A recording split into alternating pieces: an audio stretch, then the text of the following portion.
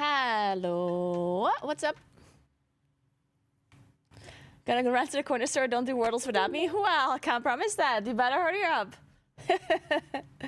Whoa, whoa, whoa. What's up, everybody? Good day, good day, good day. Hope you all feeling good. It's hot. Thanks for 2 months, Rhoda. What's up? How are you doing? Hello.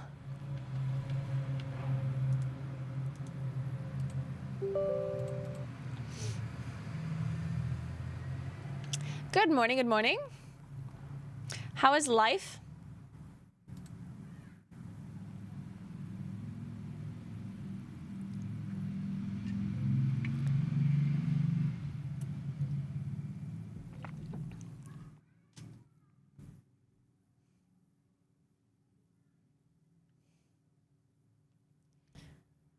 Life is lifing. Well, I'm glad it's lifing. Would be bad if it wasn't. It's too hot. I hate summer. I love summer. It's still hot though. It is very hot. To be fair, I mean, it's also kind of, I don't know. Like, the gyms we have here don't have AC. It's like, they make them in the basement to like have it a bit cooler. Got my hair sexed today. I don't know what to do with it. Oh, whatever. But it's still just fucking hot because there's windows. Like, it's not like all the way in the basement. It's like half. Like, you have like half windows. And yeah, it's just hot. And then you don't know, am I sweating because I'm actually exhausted, or am I sweating because it's fucking hot? So yeah. Man, I don't know what's going on, guys. I'm doing this weird gym program. It's not weird. It makes sense, but currently my leg workouts last like 2 hours. Who does a fucking leg workout for 2 hours? And I'm even kind of doing it quickly. Like, I feel like I should be taking more breaks, but like I'm kind of hurrying up, you know? And it's not a full 2 hours, like 1 hour 50, but still, I skipped the stair. I was supposed to do 8 minutes of stair climber at the very end of the workout, and I skipped it because I was already in the gym for 1 hour and 50 minutes. So it's like, yeah, I'm not gonna do another fucking 10 minutes of stair climbing. Shut the fuck up. I'm out of here. Thanks for 21 months, Applebox. What's up? How are you doing? So yeah. In case my streams are a bit short, it's because I fucking have to do 2-hour workouts every other day. You should have skipped the whole leg day, not the last 8 minutes. Good point. But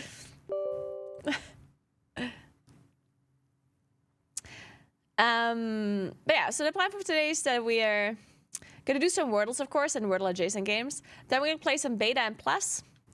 And I'll probably leave. I'm leaving whenever David arrives, which should be at around 7, he said. Around the time. We'll see. And then tomorrow I might not stream. Okay, so basically what happened was I didn't want to take a day off this week. Because, I don't know, just didn't feel like it. But then David messaged me. He's like, huh, if you want to do something, like if you want to take a day off, then we could do something. Like, he would take a day off too, so we could like, because it's nice weather today, or this week. It's very nice weather this week. It's like sunshine all day, and it's warm. So I guess he was stuck in his office, and he was thinking, oh my god, I want to be outside right now. So he figured if I take a day off, he could take a day off, and then we do something. But we haven't talked about it yet, and I don't know when. I mean, it can only be tomorrow or Thursday. There's no other option, really. Technically, we could do something Friday, so I don't stream Friday, but I still have to work on Friday, because obviously I'm casting TGP on Friday. So, I don't know. But either way, that means I'll do the RL stream whenever that is not happening. Yeah, TGP final this weekend. Are you guys excited?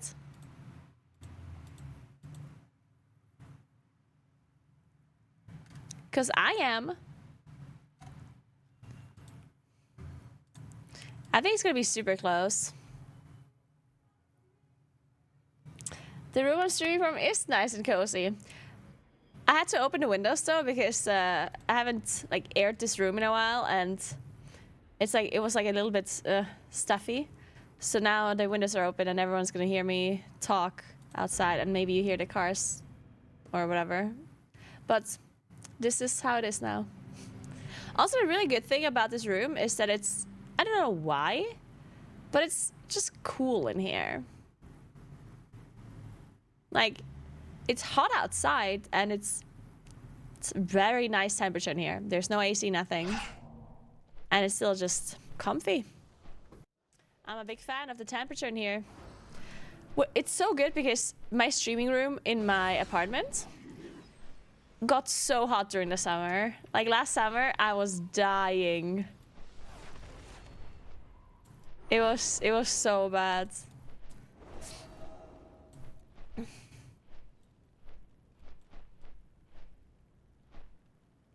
Sports in the office in the future? I could in theory. Right now, my workout plan does not include any kind of workouts that I could be doing inside a room without much equipment. I was thinking about buying a walking pad, which is not really working out, it's just walking. That's like my next kind of thing that I wanted to do, like buy a walking pad and a standing desk so I can walk while hanging out. That'd be kind of cute. But I haven't really thought of doing any kind of workout streams because all of the workouts that I do and the sporty activities I do are either outdoors, like hiking, biking, whatever, or I go to the gym with like proper equipment and stuff, which wouldn't really be feasible to do here. I could do an IRL stream. I could do a gym IRL stream. But I have not thought about that. That was like the first time I thought about this as you asked me. I feel like I would have to talk to gym, see if that's even possible. Like if they would allow me to do that. I don't know, that would be so... Once I can lift a lot of weights, maybe then I'll reconsider.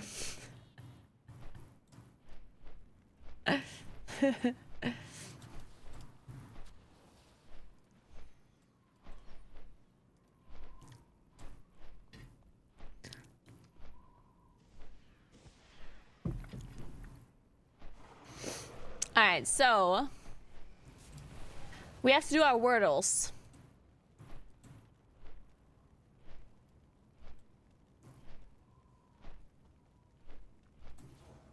Don't be an obnoxious person who streams from a public gym. Whoa. What do you mean, obnoxious person? Dude, people can film themselves without being obnoxious, yeah? Like...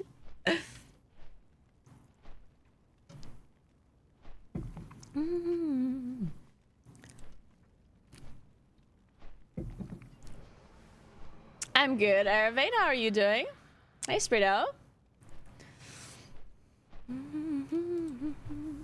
Let's do our wordles.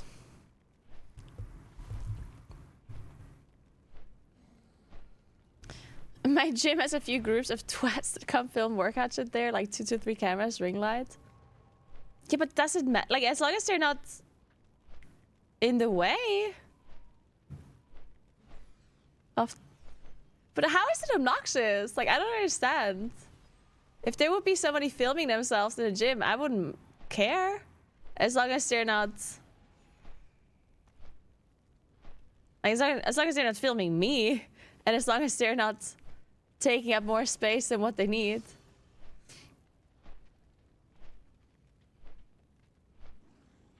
I do agree, like I feel like sometimes, and I'm not sure, I'm not saying this is you right now, but definitely think that sometimes people are just anti, like, content creators.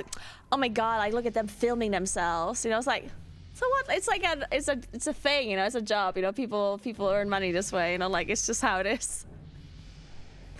I don't know. I personally don't. I just don't mind it. I mean, maybe it's probably because I'm a content creator, and I know it's just literally what I do for a living, right? But yeah, I honestly, I never understand why people are so upset about someone filming themselves, as long as they're not in the way.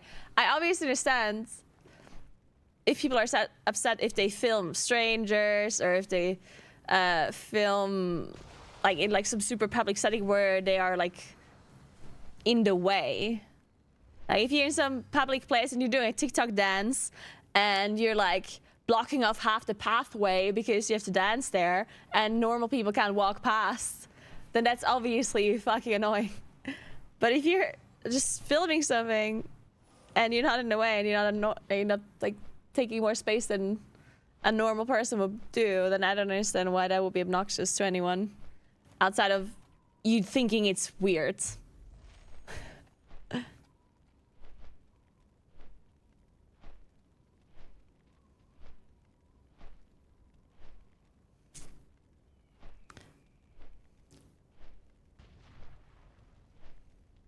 I also have a general issue with the amount of pictures / videos taken and just put up on the internet.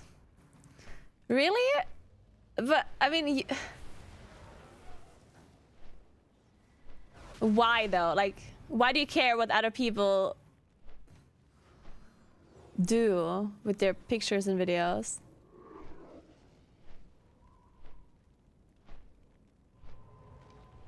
Like, I'm not saying that I personally like taking a million pictures and uploading them everywhere from things I do, because I don't, even though it is my job. I mean, I personally don't enjoy doing it. If I could, like, if I wasn't a content creator, I would take like almost no pictures, and I would certainly not upload anything on social media ever. But if other people do that, like, I couldn't care less if other people do that, personally, because other people can do whatever the fuck they want. I don't care. I would certainly not have Instagram. I probably wouldn't even own an account, I think. Well, maybe I would have one to, like, see what other people are doing.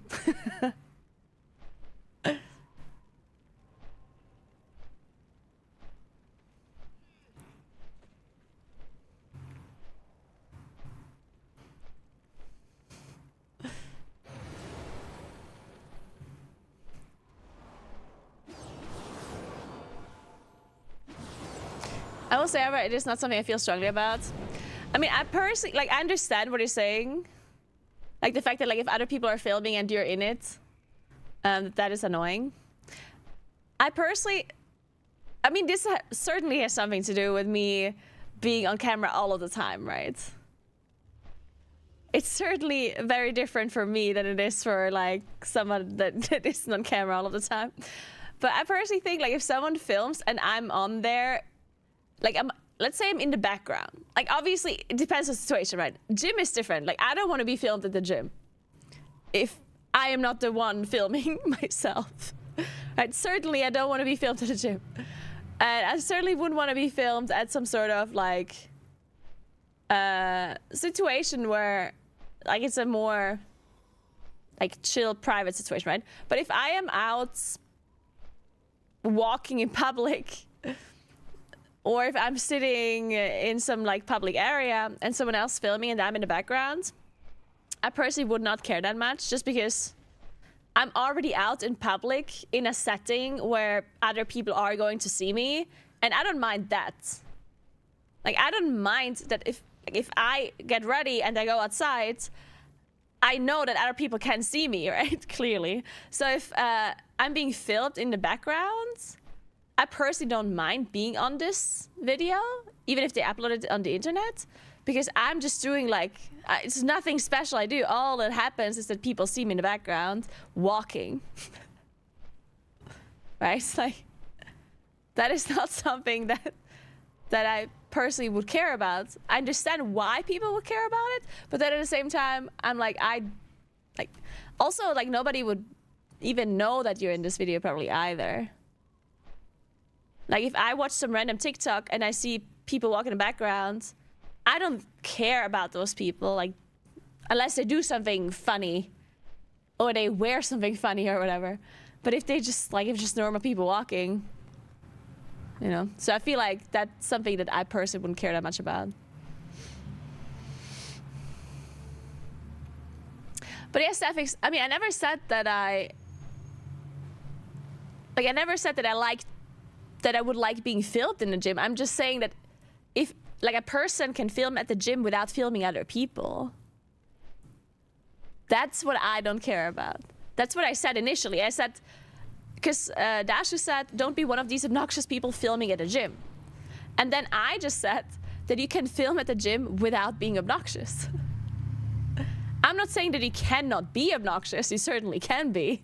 I'm just saying they can also not be. That's what I'm saying. Good morning, Arca. What's up? What's up?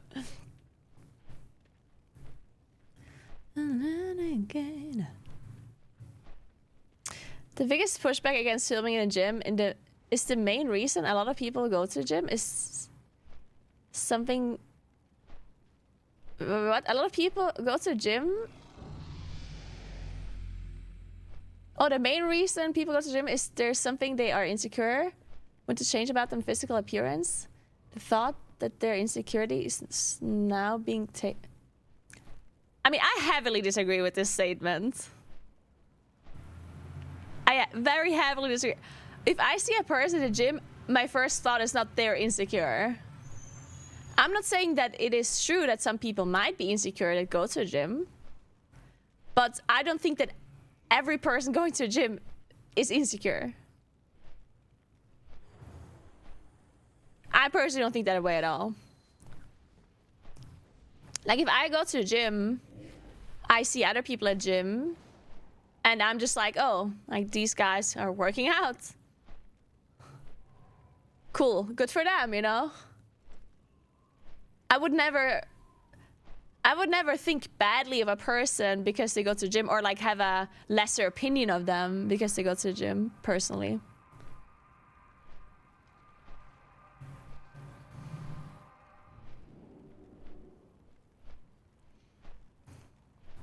Hey, Plague Dot, what's up, what's up? Saffron.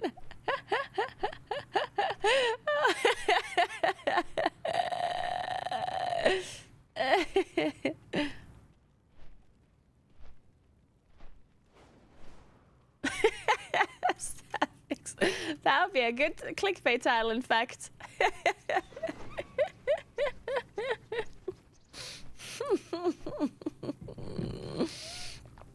See, Saffron and Kiriko, they wouldn't mind being filmed at the gym. In fact, they would walk in front of the camera, posing.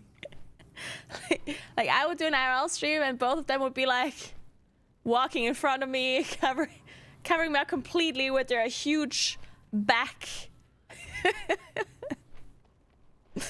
start doing poses, you know. Yeah, they'd love it. Huge guardian bareback. You're gonna love this word answer. I'm glad I'm sure I do. Is it penis? Man, there's just no shot. You're spoiling things. Okay, it's not Stove. Fuck. Now I know it's a player name though. Fucking Ratty. I hate this guy. Just comes in here, spoils my Wordle. Like, what the fuck? Unfucking believable. Oh yeah.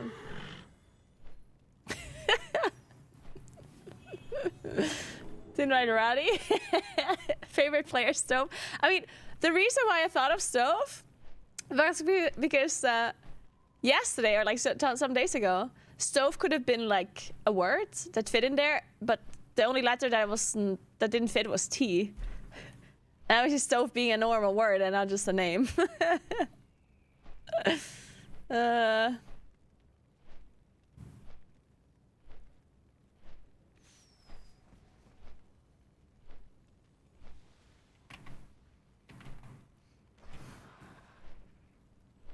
Well, what the fuck?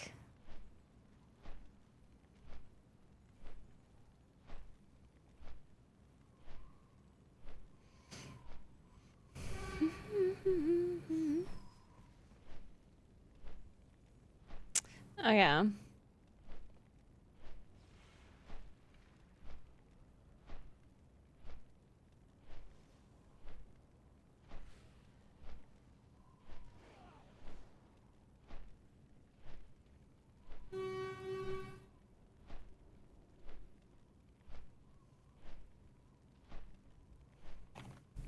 All right, what is this word? Felon. There's no L.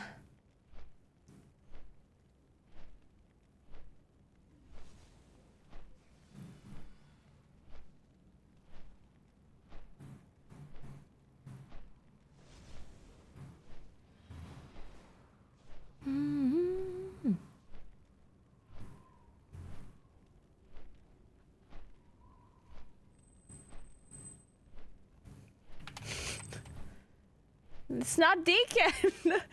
It's decoy. Fucking ready. Thanks 88 months. Never knew what's up. Oh, how are you doing? Never knew. All good.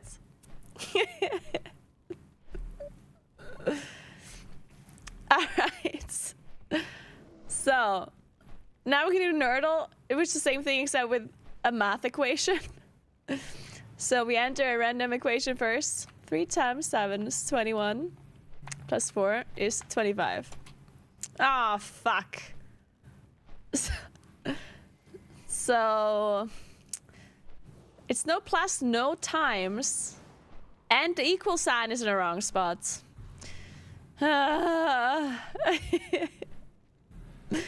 Alright, so there's a 3 in there and a 4 in there. Let's do it. Let's do divide. Let's add divided and minus somehow.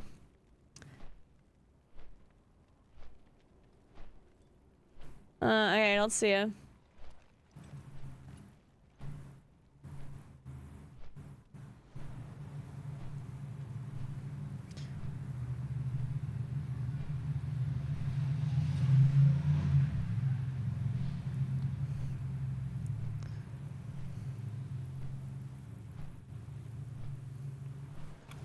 Wait.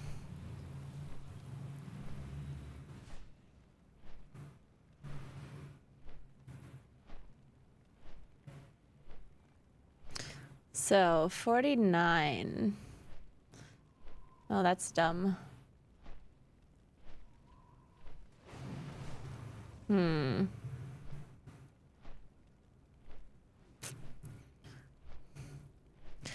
48. What's 48? What can you divide that by?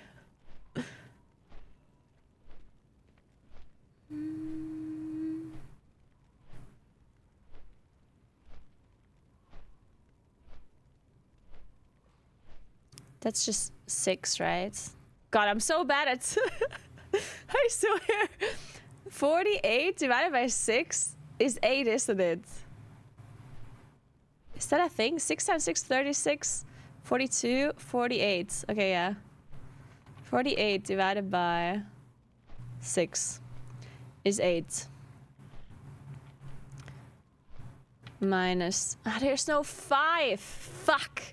Okay, this doesn't work.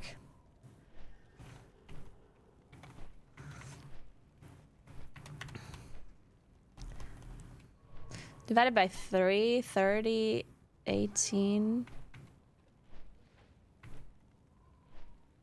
That's 10, 18, 16.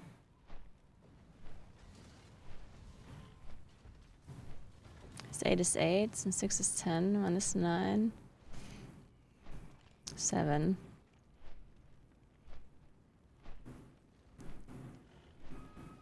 That sucks too. Let's try...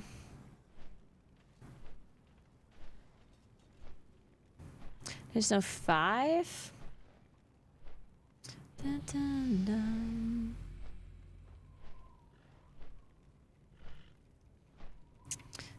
dun. Is 46 a thing? 30... No. 41. No. Man, this is too hard. I can't do it. Let's see. I mean, it doesn't even have to start with 40. 68. What's 68? That is 8. That's the 8th thing, right? 8 plus 8 is 74. No, fuck. That's not correct. Oh, it's 56. Shit. 30, 38. That doesn't work either. 20, 20. Oh, I could... 34. Okay, that's too high. 40 plus 28. Oh. What's that? That's 10, 28. What's 28?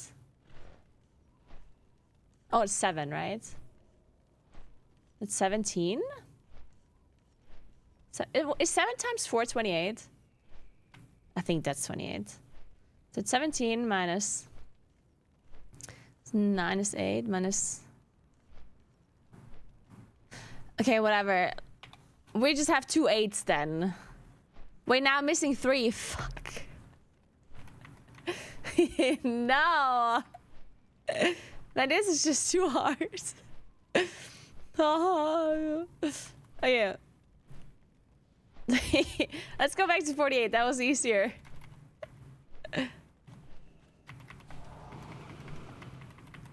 What did we say in this one? Minus divided by 3 is what again? 10, 18 is 16. 16 minus 8 is the only thing I can do. Oh, that's so many 8s. Fuck it, whatever. Not a single 8 in there. Okay, but there's also no divided, so that means it's just gonna be double minus, which is a lot easier. God, that was bad. Anyway, let's do 63 minus 4 minus... Wait, this is obviously way too high of a number. 73 minus 4. 9 minus...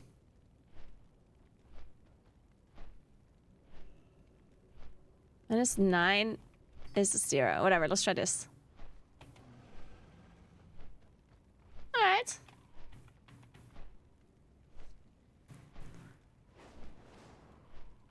And 6 is 3, I guess. Oh, really? Okay, then.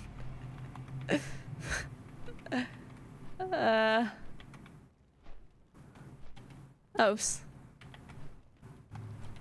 Okay. Man, that was, for some reason, I made this so much harder than it could have been.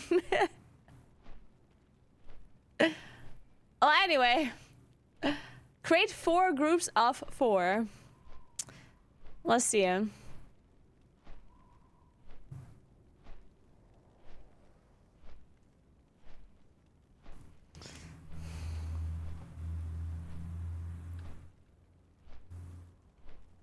I mean, I think there's like flying things somewhere, but I don't... Is this like a flying thing? I don't know what this is. A moth? But what is it? Like a net? Is that a thing? Is that a flying thing? Yes? Okay. Then we do have subtract, divide, multiply, and add. And then we have lap, alley, lap, copy, tetra.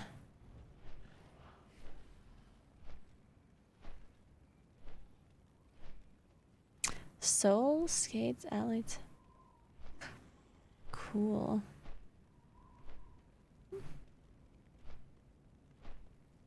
I'm confused.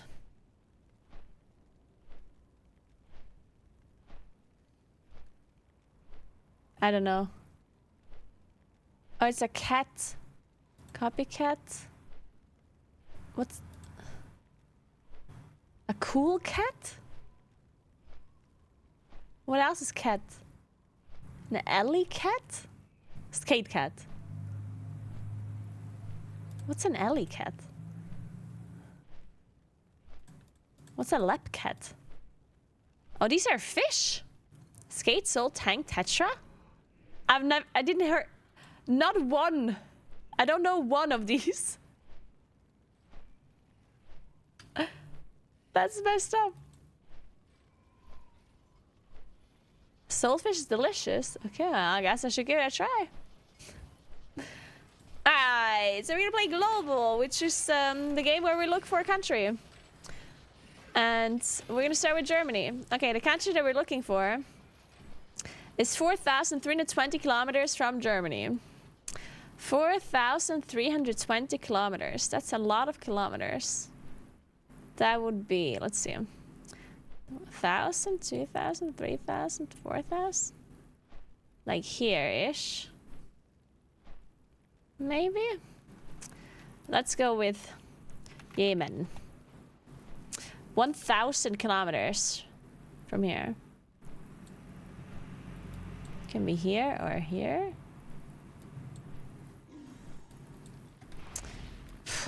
Which countries are here again? God damn it. But isn't... So there's like two countries. One is Tunisia and one is Tanzania. And I never know where's which one. Like I know that there's one is here and one is somewhere here.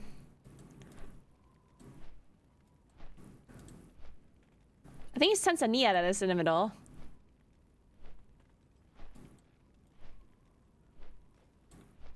Tanzania. Alright, 500 kilometers from Tanzania, so it's definitely in Africa. 500 kilometers. It's probably somewhere here then. Ah, fuck.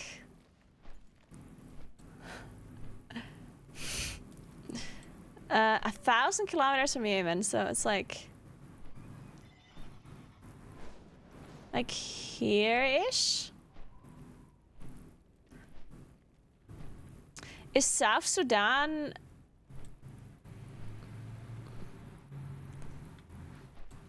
Let's go with that for now. Let's go! We did it, guys!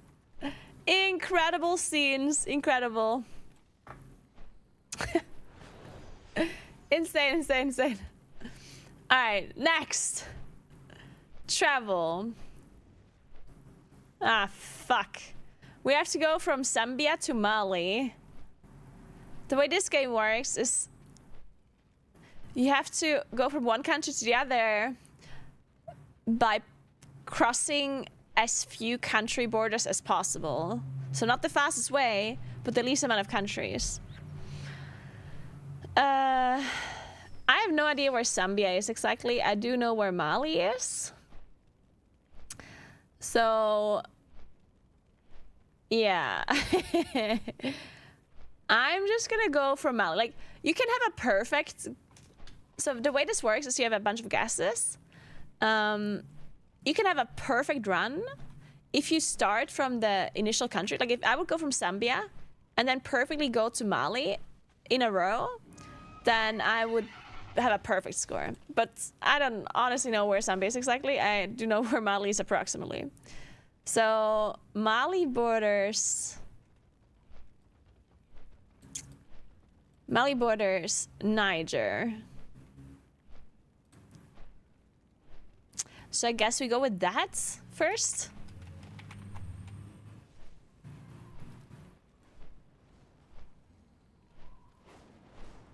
And then I guess we go with... Do we go with Nigeria?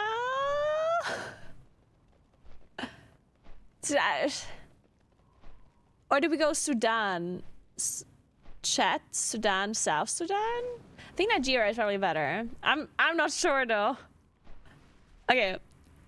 Fuck, okay, Nigeria is orange. I didn't need that country. So let's go through Chad. The South Sudan border Chad?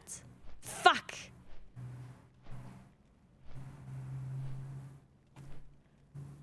See, I don't know whatever country's in between here.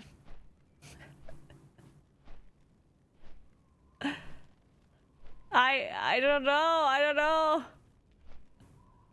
What else do we have here? So we have Chad, Nigeria, Sudan is up here.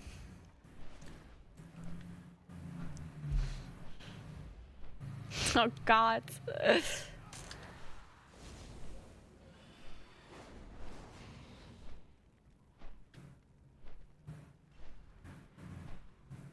So I don't know. I don't know. I don't know what's underneath this country. Shit. This is too difficult. Do you have to go through Congo? Is Congo somewhere here?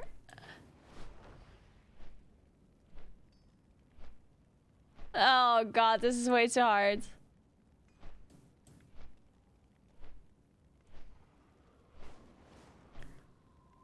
Phew. Which country's underneath here? Underneath Chad and Nigeria. What is there? I forgot. What is here? Anyone? Guys, which country is here? Is it Ghana?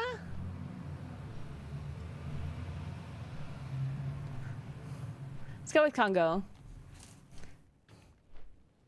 I don't know which one. Maybe both. Oh. The Congo literally borders Zambia. Well, that would have been good to know. Well, I think at this point I just enter Sudan and then I'm done, right?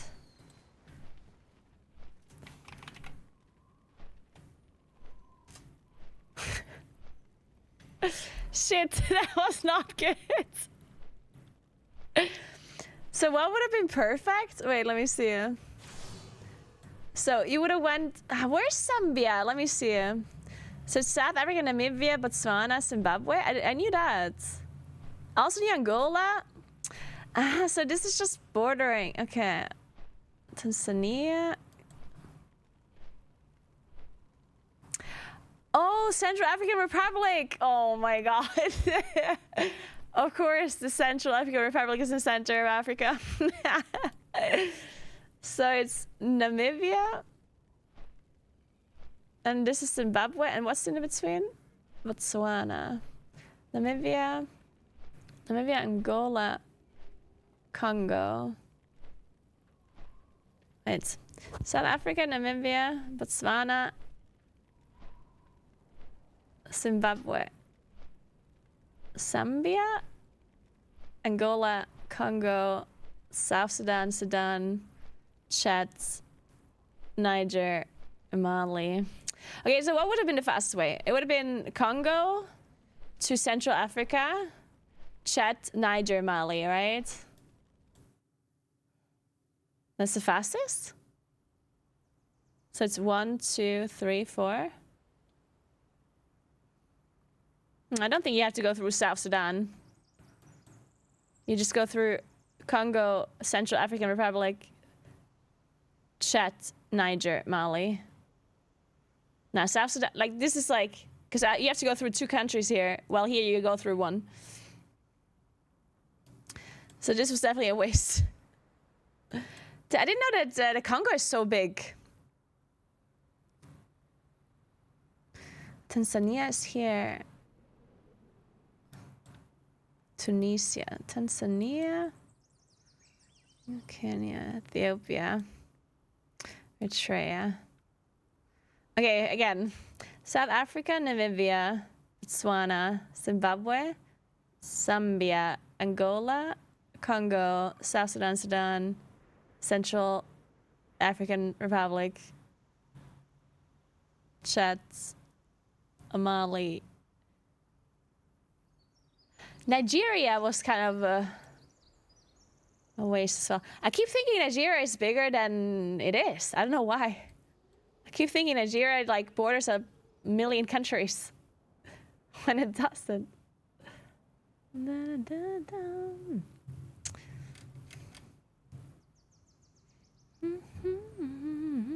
Anyway, I'm gonna play one more.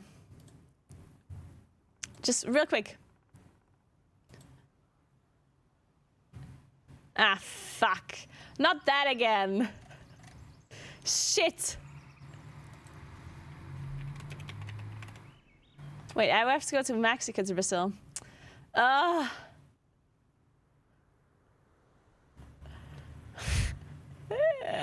Shit. Ah, this is so difficult. I don't know what's bordering Mexico. Was it? I mean, there's so many countries here. It's not Honduras, right? Fuck. Guatemala. It's Guatemala. Fuck.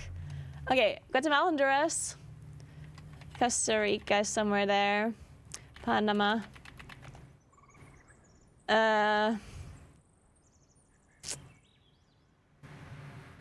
Colombia. Oh, shit. And the rest gets us. Oh, I forgot. Wait, I'll think about it. I got this, don't worry. And Guatemala, Honduras. Nicaragua, right? Nicaragua. Let's go. Okay. Whew. Whew. I remembered. Now I just have to remember the order. It's Guatemala, Honduras, Nicaragua, Costa Rica, Panama, Mexico, Guatemala, Honduras, Nicaragua, Costa. I will not remember this anyway, but whatever. One more. From Jordan to Ethiopia. Fuck, where the fuck is Ethiopia? Where is Ethiopia? Wait a second, where is Ethiopia?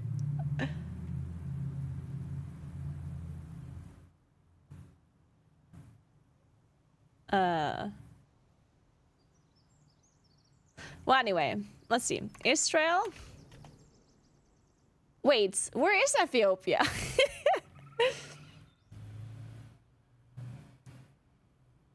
Is it not in Africa? Oh, it's in Africa. Oh, thank God. I was so confused. Dude, for a second, I was like, is it not in Africa? Because look at how the map is like for some reason, I thought Jordan is like turned. So I was like, what the fuck? Okay, so anyway, Israel, Egypt.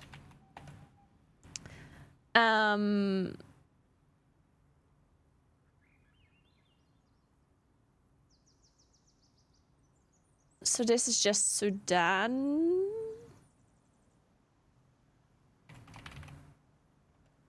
Oh my God. Let's go. All right, good. Perfect. Dude, for a second, I thought I'm gonna be... East Timor to Bulgaria? I'm sorry, what? East what now? Excuse you?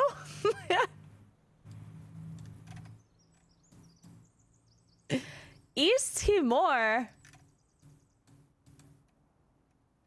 What the fuck is that? Is that in Asia somewhere?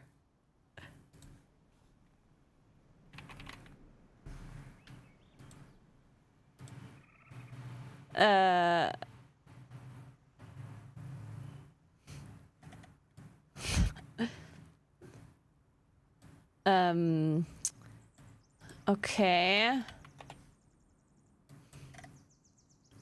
Whew.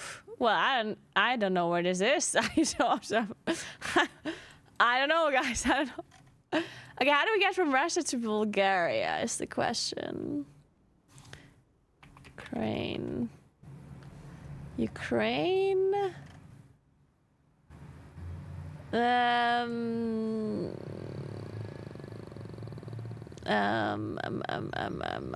I don't know what's in between there.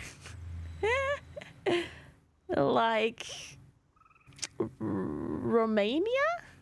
Okay. There we go. Good.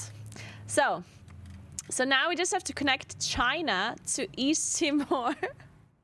However, that we're gonna do that.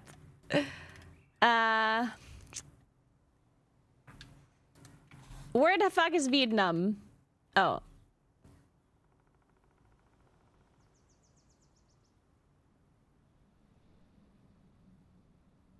I don't understand. Where's this country? It's in Indonesia? Oh. It's Indonesia, okay. Well then, what would the closest thing be to Indonesia? What am I missing here? Why would I... How do I connect fucking islands to non-islands?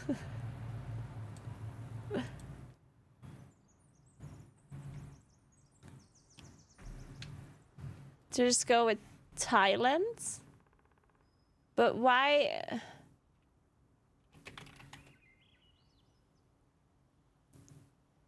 I don't understand.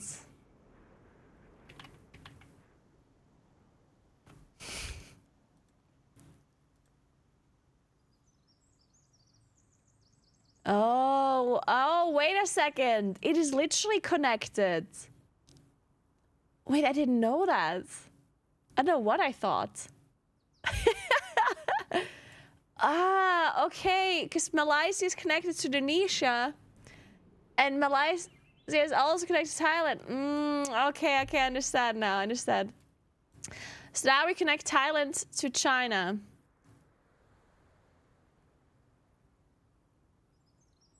Is India like in between here? I think it kind of is. Is it not? Laos would work too. I want to see where India is though. Isn't it like... I mean, I might be making this out completely now. Okay, I'm making it out. I knew that India has like this weird thing on the right side where it like goes over. But I had no idea where I am exactly. Okay, fine. Let's go with Laos then.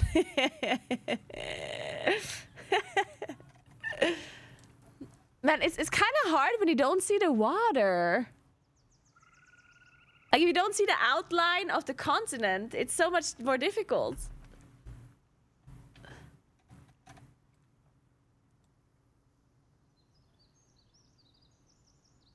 Man, this makes so much sense now.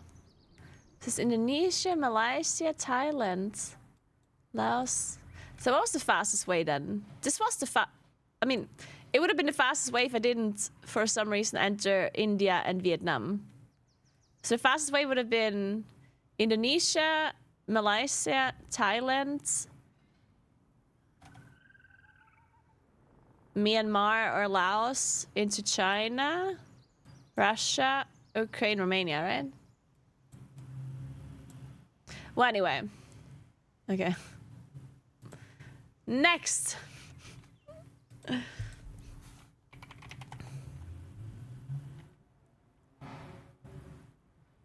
A male human spiritualist mana champ that is a melee. What about Darius? Is human spiritualist is I think Darius is not a human spiritualist. Who's a human spiritualist? I'm doing Darius anyway.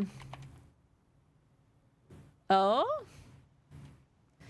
Oh, it's an even early champ. It's like top jungle or something. Or top mid. And it's really early champ, so it's probably a male mana early champ.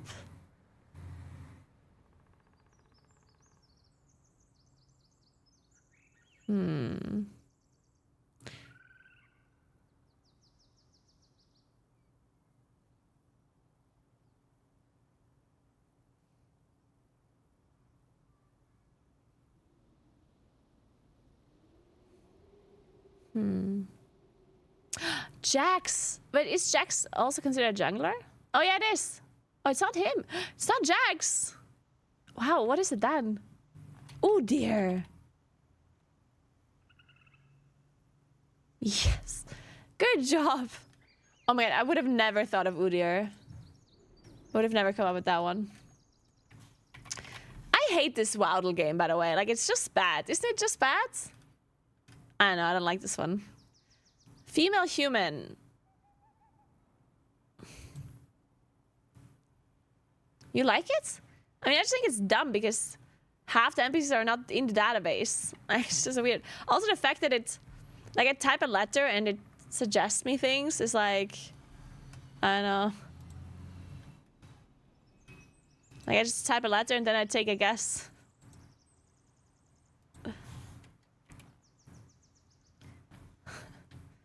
Lillian Voss. Oh wait, she's undead. Whoops.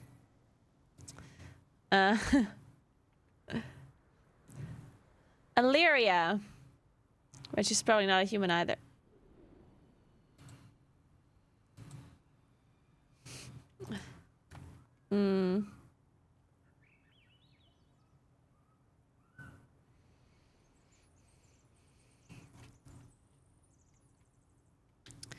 I mean, the problem is also they don't know any NPCs. Like, I'm literally letting chat solve this for me every day. I don't know. I just don't know the lore. Okay, so we need a female human. It's not from Kata, Vanilla, or Vanilla.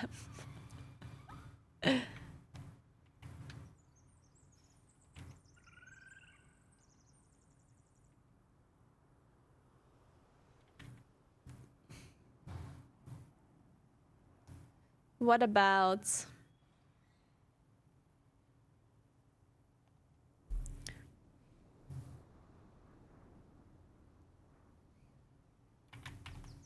Celia Fordragon.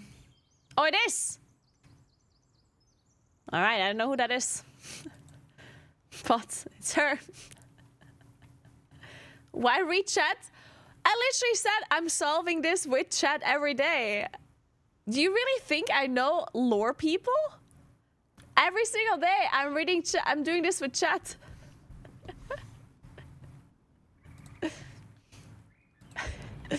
I haven't solved this a single time without reading chat.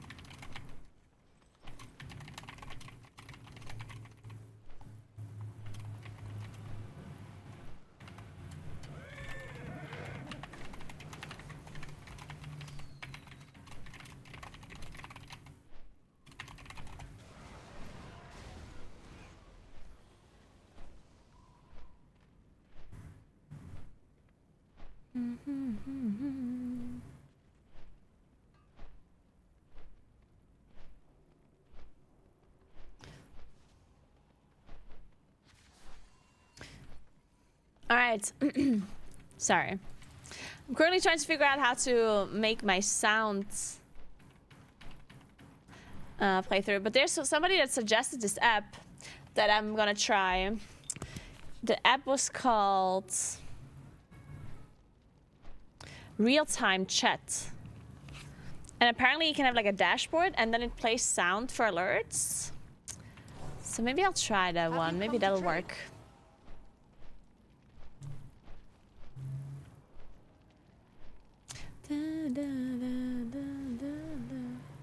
Alright, so they changed all of the icons now. It looks actually looks kind of cute. Like the mixed secondary stat one has like half color. It's cute.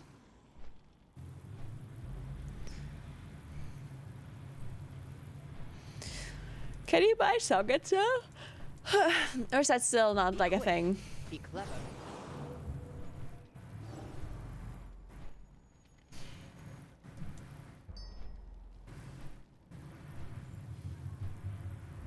I guess not. Surviving means being resourceful.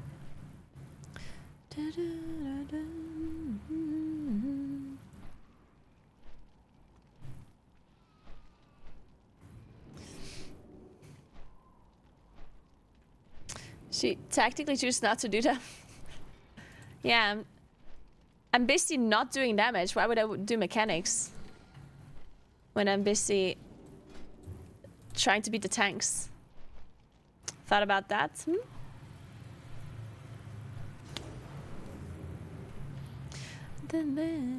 Buy gems or like sockets. Not the gems themselves, but sockets, gem slots. No, you can't. Not for non-jewelry. Trust no one.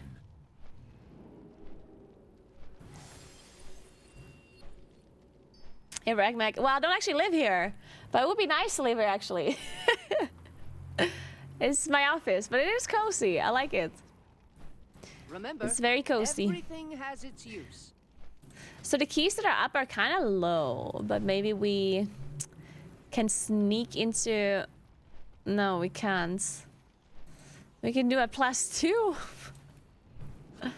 I have to change my talents first of all, because I'm playing single target talents. What did I play then last time?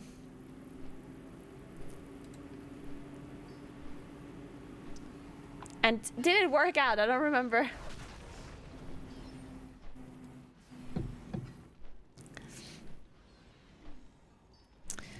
Okay, let me see. So we need this somehow.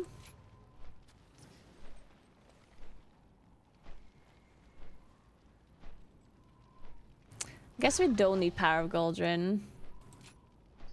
I also don't like balance of all things.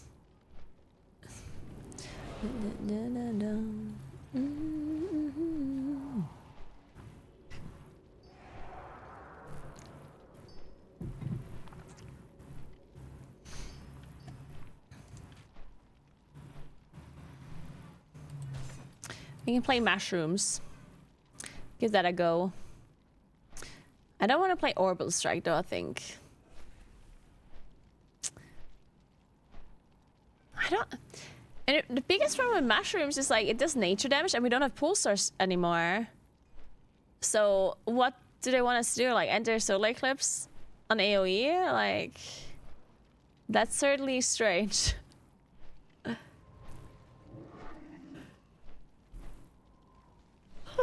Sorry.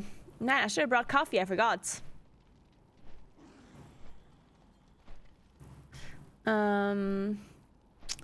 Yeah, I have absolutely no idea what to run, by the way. I'm just gonna try mushrooms.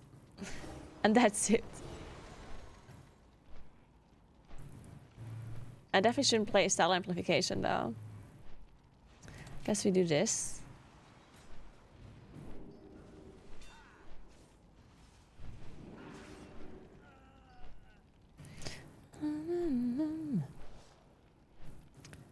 Sure, I guess. Whatever, let's try this. I really don't like mushrooms though. Like I'm just Lunar Eclipse permanently. Like I'm playing Lunar Calling.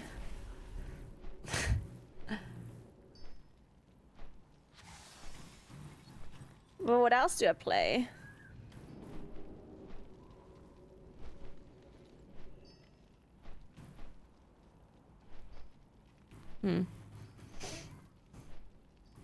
What else do I play?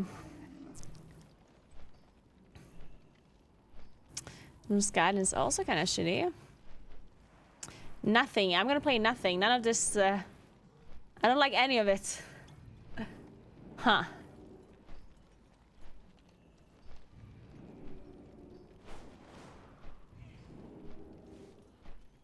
No one.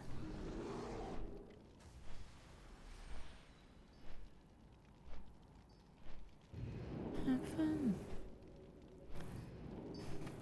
Well, whatever. Let's just play it. It's probably gonna be a bit shitty, but we'll see.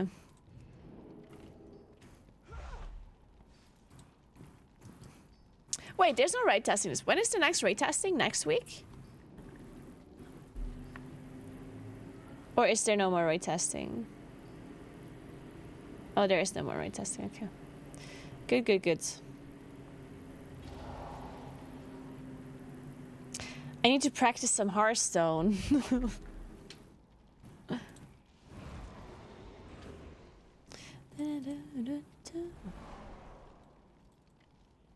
Played a little bit of Hearthstone in between casting the TGP to practice a bit.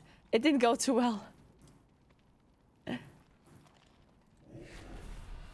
I think I won one in the last two. But to be honest, they were probably cheating. I think my enemies were probably cheating. Oh, it's Excel. Well then, I know these people. Up with you.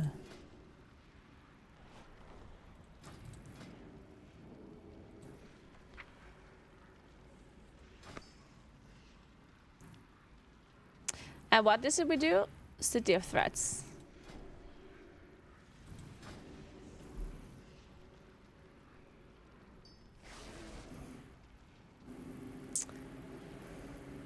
I mean, I could just play a more single target build. Oh, that sucks though. I don't like it.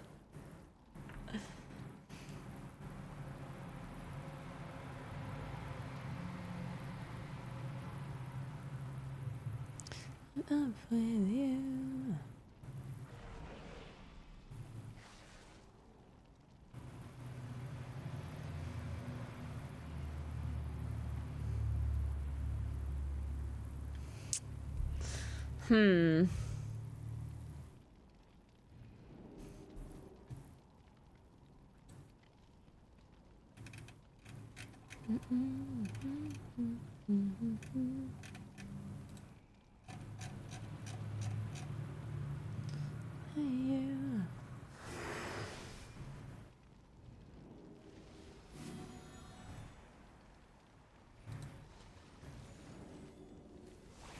Slide down.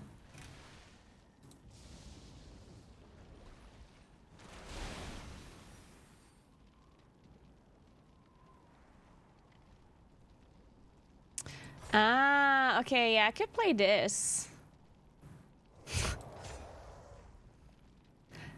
I mean, might as well try some stuff. I don't think I want to try... I have played this, I don't want to try mushrooms, though. Like, I feel like I try one or the other. Mushrooms a bit messed up when I play Lunar Calling. I guess I can try mushrooms when I play The Force of Nature. I would have way too many global suppress if I play all of this. Do I have to play Power of Goldrin when I play Convoke, though? But I can't afford the points. I don't really have any points that I can get rid of. Except Soul of the Forest.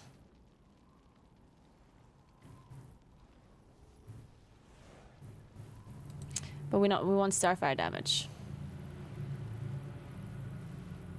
I guess. I have 1 point. What to do with this 1 point?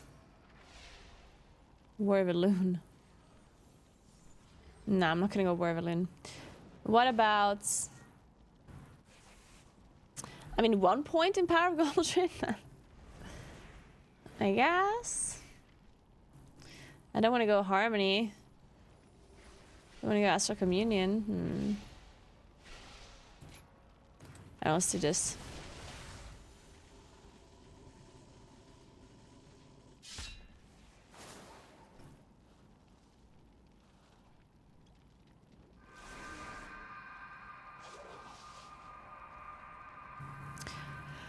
This is for sure. This is for sure weird though.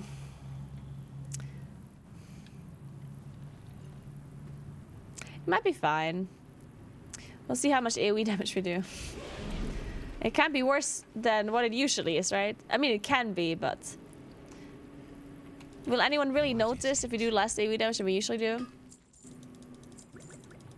Probably not. Can't have minus numbers anyway. So we have potions. I could optimize my gear a little bit, by the way. My stats are 7.2k haste, 7.7k. I just have a lot of verse, really. Everything else kind of fine. Money, friend. I guess.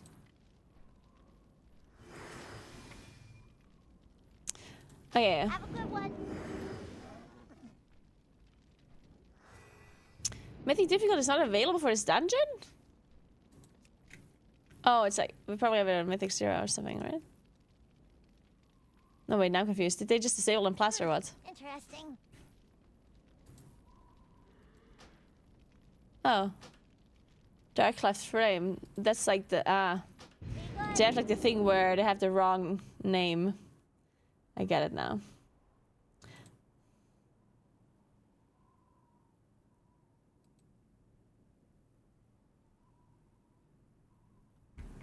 Yeah.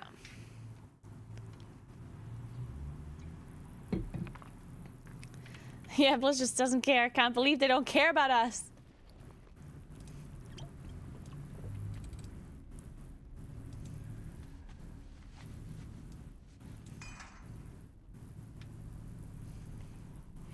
This is an interesting remix. That's like all of the songs.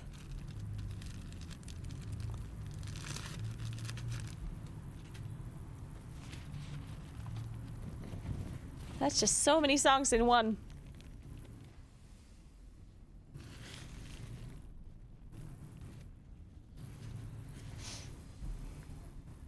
What the fuck is this remix?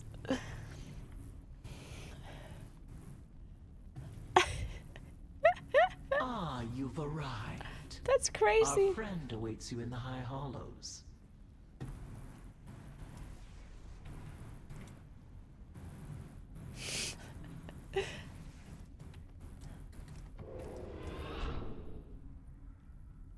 And what are we doing?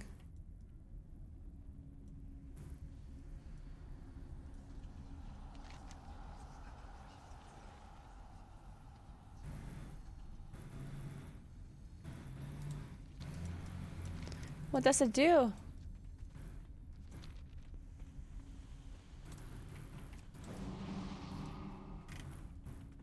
Do you get a buff or something? Don't thread lining. Wait, I should really optimize my gear. I should play like proper embellishments and stuff. 5, 4, 3, 2. Shit, I don't have a 1. macro. Fuck. Wait, no, I do have the macro. Wait, we're good. And it even resets. It resets my convoke. Ah, you've arrived. Our friend awaits you in the High Hollows. Wait, oh, it also reset my incarn. Because I have CA and not incarn.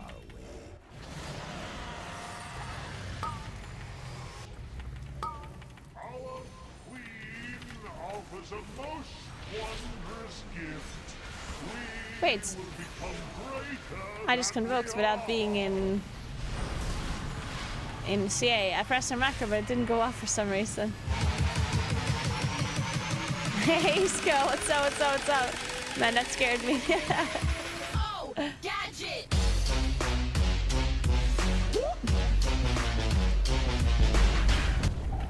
Well, now, oh, wait. Wait, it's because I have orbital strike. Wait. Wait, now I'm confused.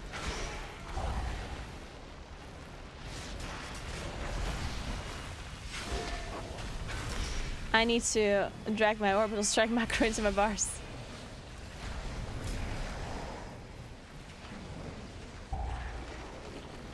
Sorry. I'm ready now.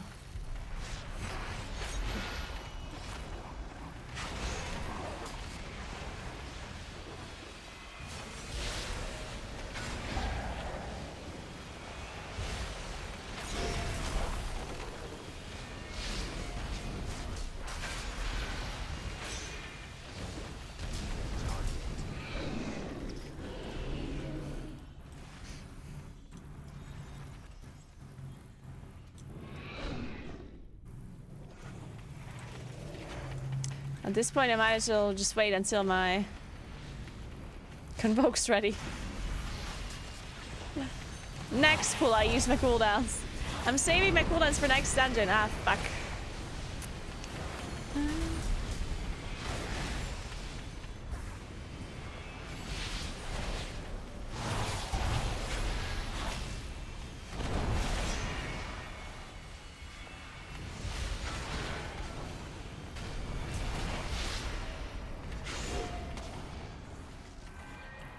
There we go.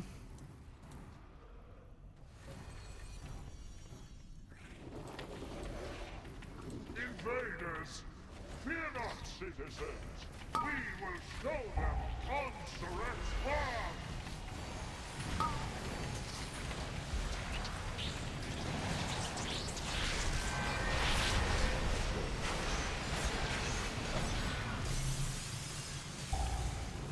Oh, I got wet bolted and apparently one-shots me. Well, fuck. I'm glad I saved my card. Perfect. Yeah, guys, so what do I reroll to in the War Within? You know why I actually think that rerolling would maybe be a good thing? Not even because of damage or because of playstyle mainly, but I think mainly because of like survivability. Like Blizzard is just not addressing the Moonkin issue of just dying to literally everything. Like they're just not giving a shit. And it's pretty fucking obvious that Moonkin is just taking more damage than almost any other class. So yeah, I don't think I want to live in a world where that is the case anymore. It's very annoying. Do you not know who I am? Whose voice you challenge?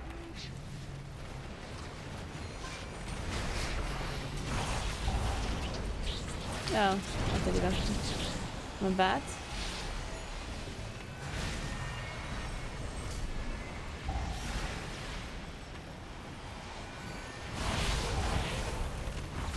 Oh shit. Oh god. Oh my.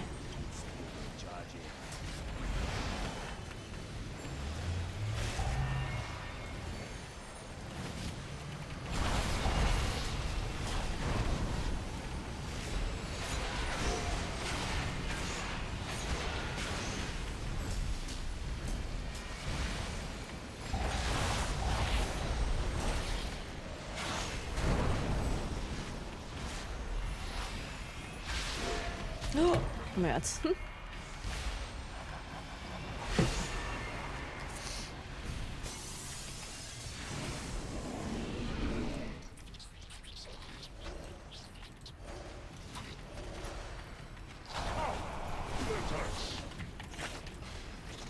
How do you play this boss?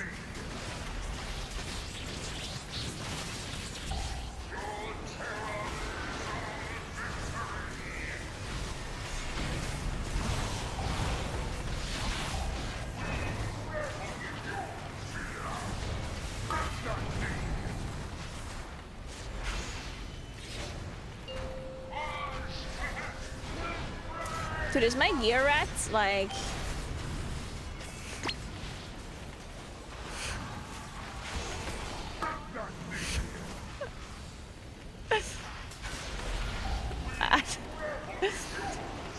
Is my gear rat?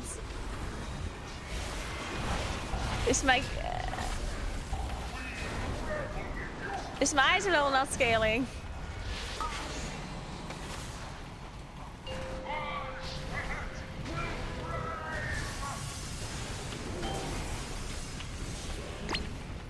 Oh my, no.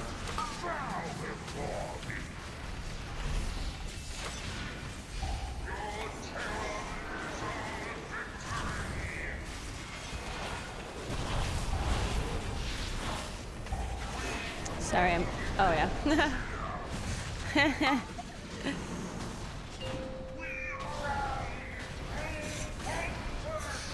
Well. Tag anytime. Still has 20 more items, but there is no more item. It's scaling. We're scaling. It's impossible for someone to have 20 more items than me. Unless there's some bug.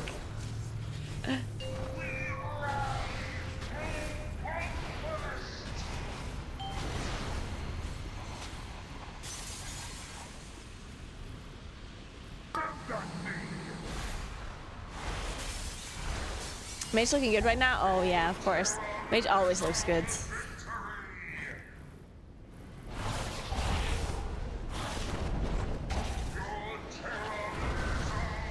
Yeah, our gear is a bit low for plus 10.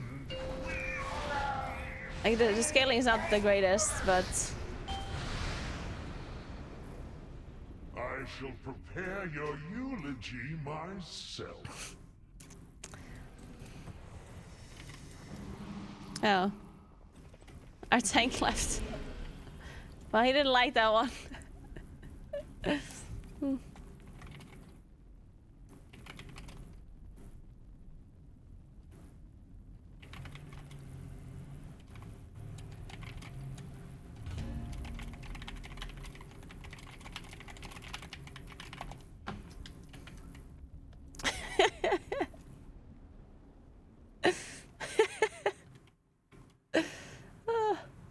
Wait, did they fix the trinkets actually?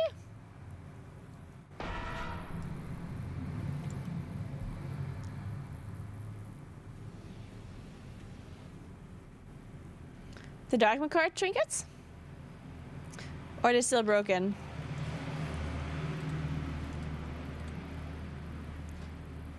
No, I guess they're still broken.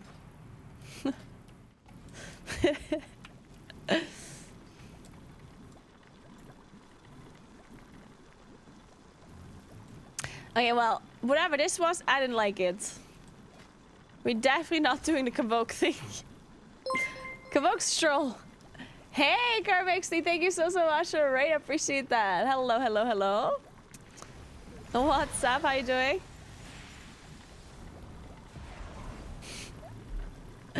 Spoken about the drinks. Oh, they just scale like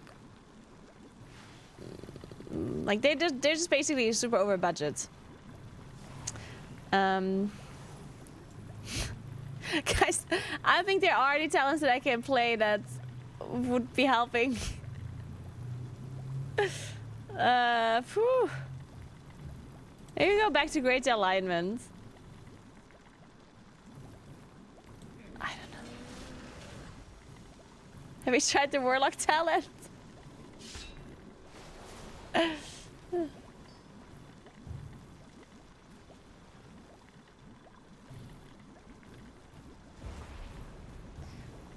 I don't know.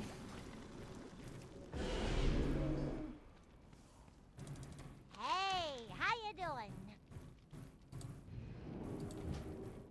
Be careful out there. I mean, the mage gang is a really good gang.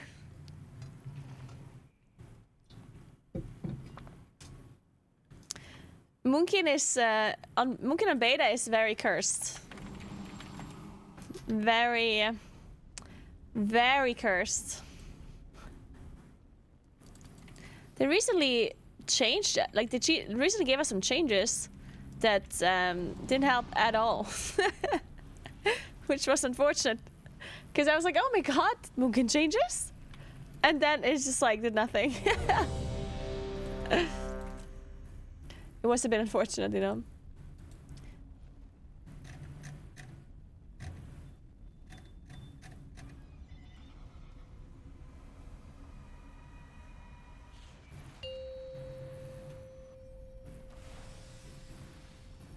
5, Yeah, the Four, next patch, the patch notes should be 2, tonight, 1.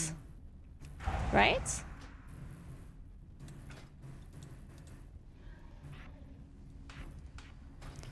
Wait, why does this macro not work? I did spec incarn, didn't I?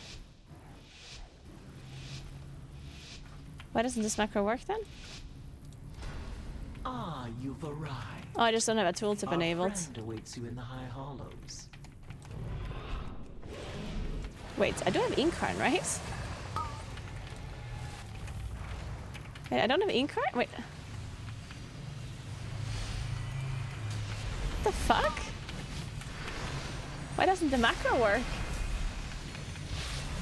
That makes no sense. Not even this worked. Did they change the ID again, or what? Wondrous gift.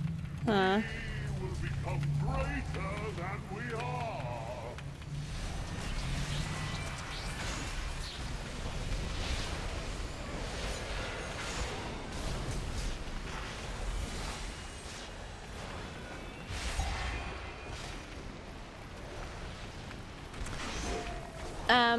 I mean, we don't know when the patch notes get posted, or if there even are any at all. They don't announce patch notes beforehand. It's just like, usually it is during, or it is around like reset. Weekly reset for an A. And the weekly reset for an A is in half an hour or in an hour and a half?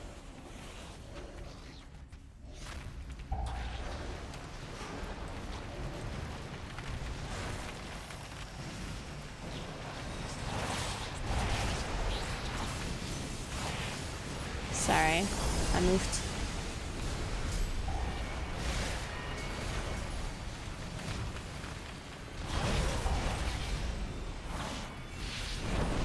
Oh, fuck me. Man, it's really hard to see this ability though. Like it's an ability on a player, and you can see it whenever the player is standing on range, but if the ability is on a melee, like what are they supposed to do? Run out? I guess they can run out at the very end before it runs out, but it's still kind of stupid. Whoa.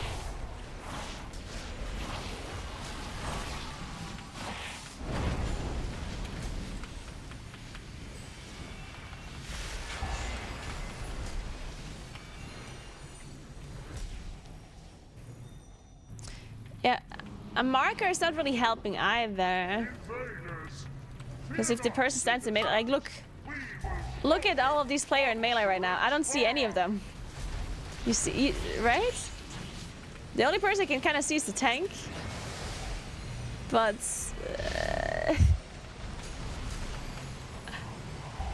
I think people probably have to run out.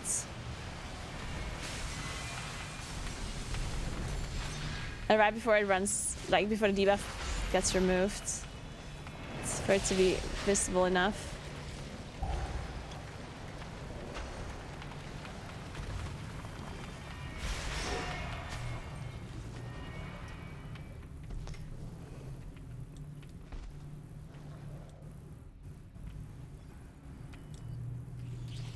Do you not know who I am? Whose voice you Um, challenge? I think the best microphones to not pick up keyboards. Like, first of all, I think you have to understand that. Fuck. So the thing about microphones is that, like, some people think that you can solve background noises completely with a microphone or with software or whatever, and you partially can with like NVIDIA, you know, noise suppression or whatever, but you're gonna have downsides with it. Like, it's not gonna always work. It's sometimes gonna mute your mic when you don't want it to be muted, blah, blah, blah, right? So the reality is, if you want keyboard sounds and mouse clicks to not be super, super loud, then yeah, you can get a good quality mic, but don't expect it to be like not, don't expect it to just no one hearing it, you know?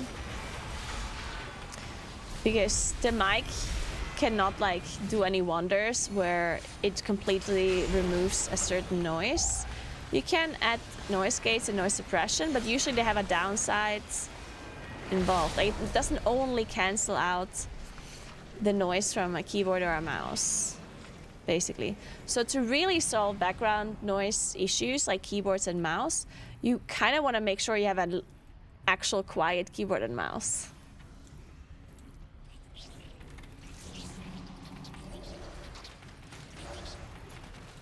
Which is, you know, easier said than done, but yeah.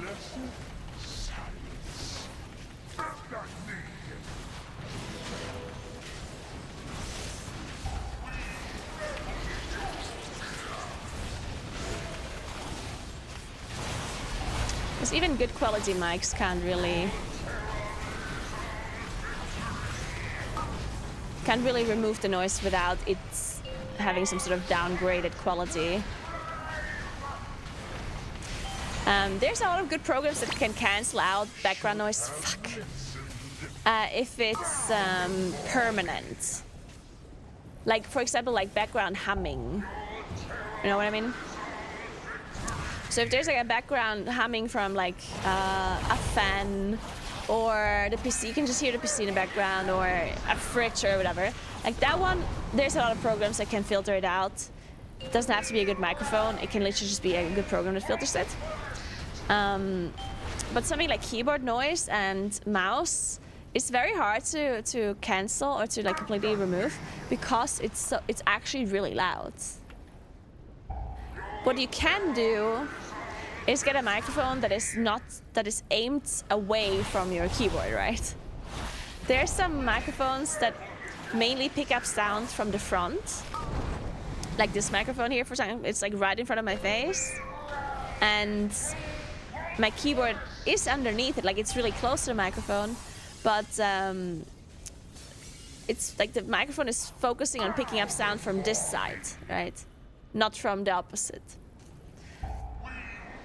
So one thing that you need to make sure that if you buy a microphone and you want to like avoid keyboard noise or whatever, or have them as quiet as possible, make sure you buy a microphone that does not pick up sound all around, but rather just like in front of it.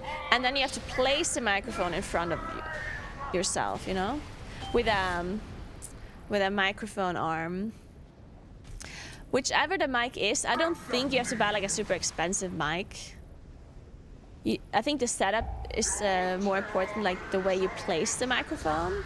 So it shouldn't be like on the table, because if it sits on the table and you're like hitting the table and like moving your hands around on the table, then you can hear that a lot through the microphone stand. So it should be a microphone arm. And you also kind of want to make sure that the microphone is like in front of your, like not, it doesn't go from the top down, for example. Because if you have a microphone that goes from the top down, you have to aim it downwards, and then of course the keyboard noise also goes directly into your mic. So having it underneath you, having like a low profile microphone arm, allows you to place your mic so the keyboard sound isn't like directly in front of where it picks up the sound.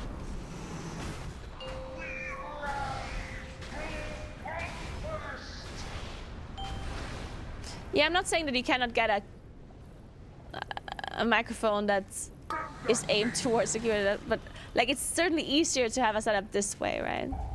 Because whenever a microphone is aimed from the top down, it's just gonna be harder to not hear the keyboard. It's not impossible.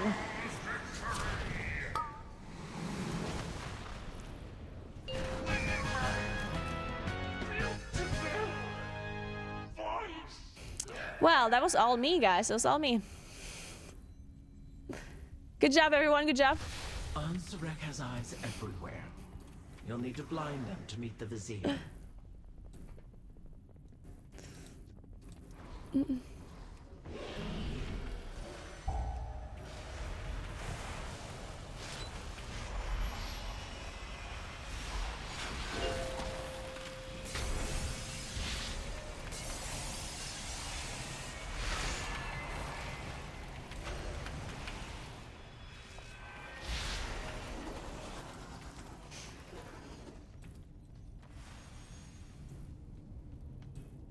I'm good, Anders. How are you doing?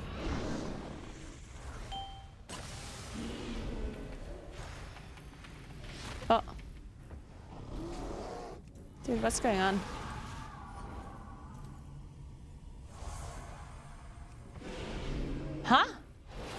Dude, why is everyone else getting ported and I didn't? What was that? What was that about?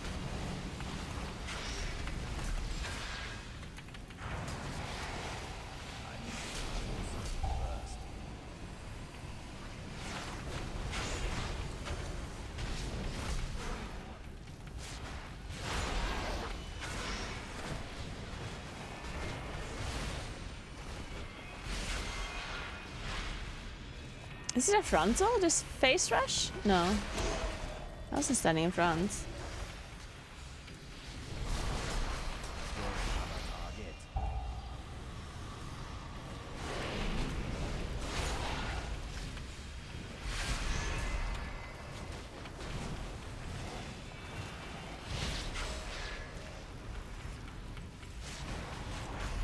How does face rush work?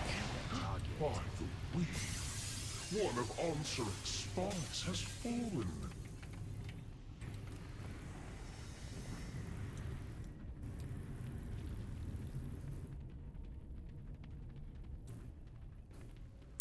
I personally think that Moonkin is a little bit difficult at the beginning.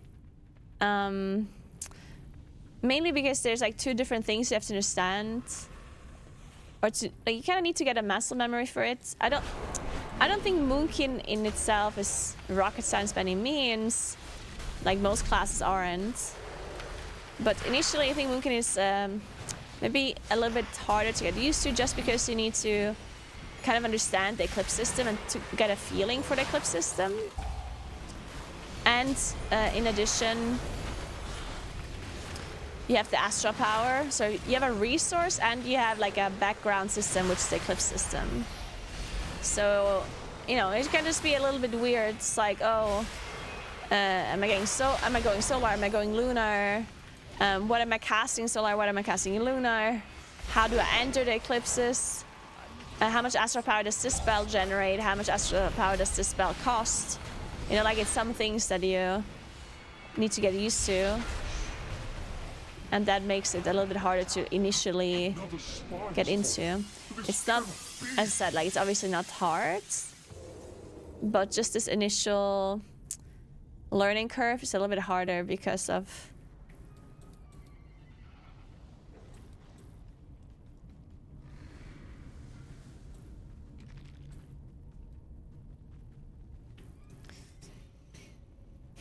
Is dungeon the hardest? I don't really know which dungeon is the hardest, honestly.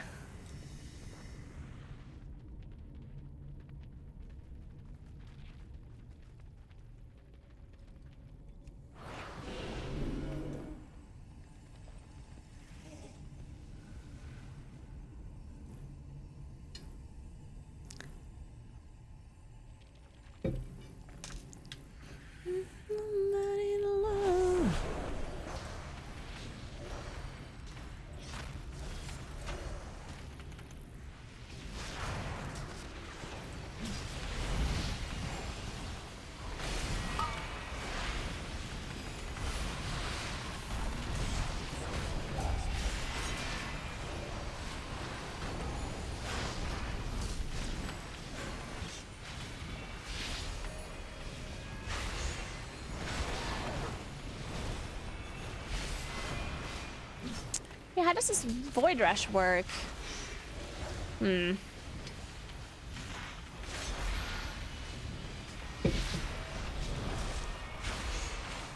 don't have a target. If this distressing trend continues, we will run out of spies.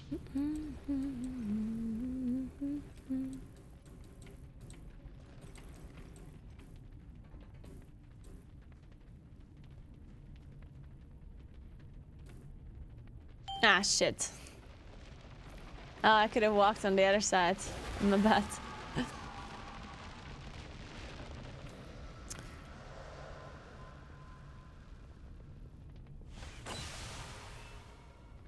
Do you really need macros to play it? To play Moonkin? No. You don't need macros.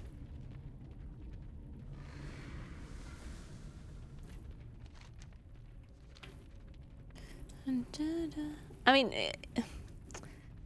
it's like Like it's the same question. Like, do you need add-ons to play WoW? Like, no, we don't. You don't need to do anything, you know. Do I need to play the best talents to play Moonkin? No, you don't have to play the best. Like, there's a are macros. Is using macros beneficial to your DPS if you play properly? Yes. Do you have to play with macros? No. I guess that's what the answer is here.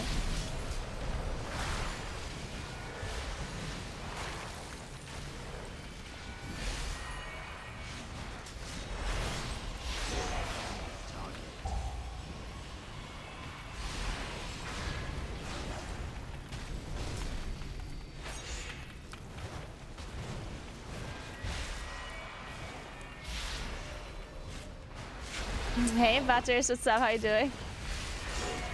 Do I need to have my eyes open while playing WoW? Much better. Well, technically, no. Help you as agreed.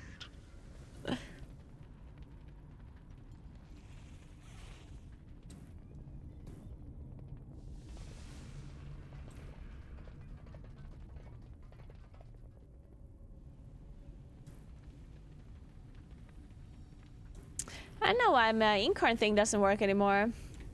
Like my weaker and everything. It's kind of strange.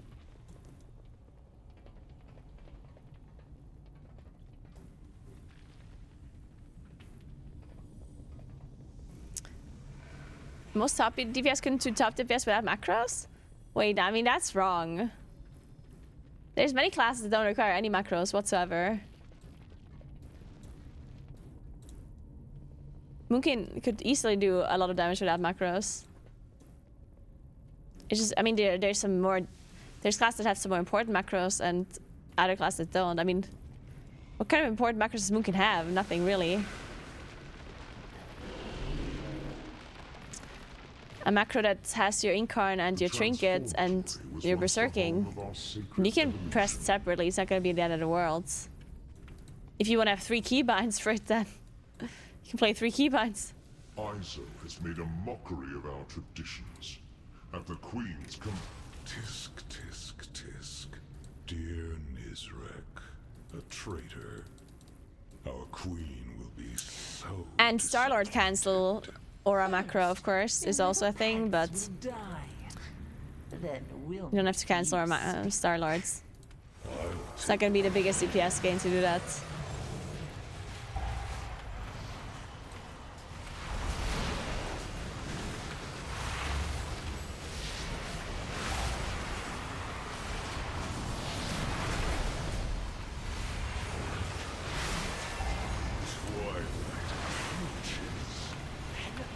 Right, this is...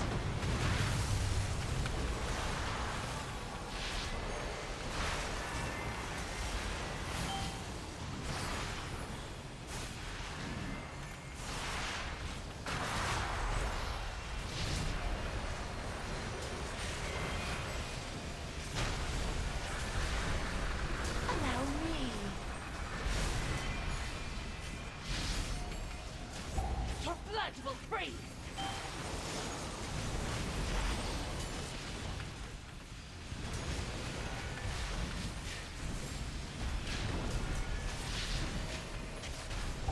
The blizzard surges.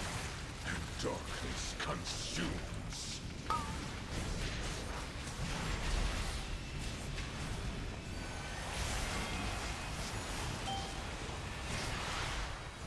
Lost in the dark.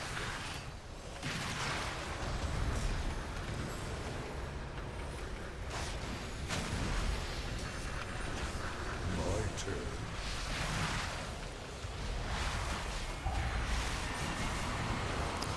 Guys, it's a spread out council fight. And we barely beat the other damage dealers. We fucking did it. We're winning the damage in a spread out, sustained damage fight. Oh, just kidding, we didn't win.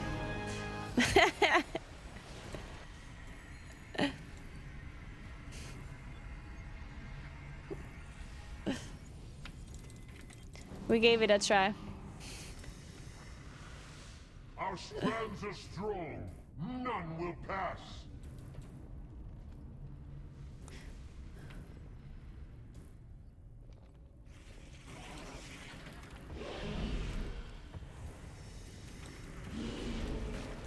There actually is an interesting thing, by the way. Like, technically speaking, macroing both berserking and a trinket into your incarn is a damage loss.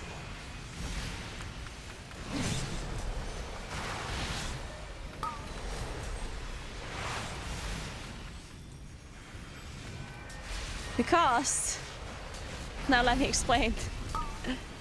Because your incarn is a GCD.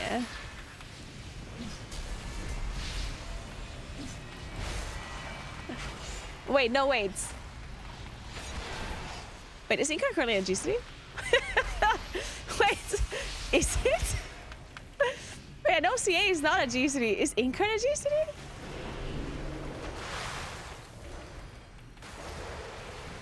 I know that it used to be a GCD, and then everyone complained about it. Nah, it is a GCD, right? What did I say, GCD? I'm pressing and then I'll see him. Oh, it's not a GCD, yeah, okay. Yeah, true. I remember they put it on a GCD and then they removed it again, okay.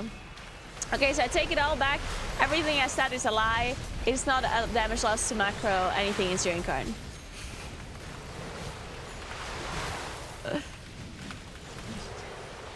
It used to be, I mean, if your cooldowns are a GCD basically, then macroing abilities into it that give you a damage buff that are not on a GCD is going to be an incredibly tiny damage loss. In the past, when our cooldowns were GCD'd, I even like unbound it, or I unmacroed it, I remember, to make sure that I'm not wasting portion of my berserking, for example. Because, like, let's say you press Incarnation and it has a GCD, and you press berserking at the same time, then the remainder of your GCD is a waste of your berserking, right? Because berserking is not on a GCD, the troll racial. So yes, your dots are going to take a little bit faster, obviously. Like, you're still going to benefit from the haste a little bit because of your dots. And Starfall or whatever is running. Wait, no, Starfall doesn't scale with haste anyway. But yeah, outside of that, it's kind of a waste. So back when it was still GCD, I unmacroed it. But since it's not on GCD anymore, it is of course a damage gain to just macro it all together.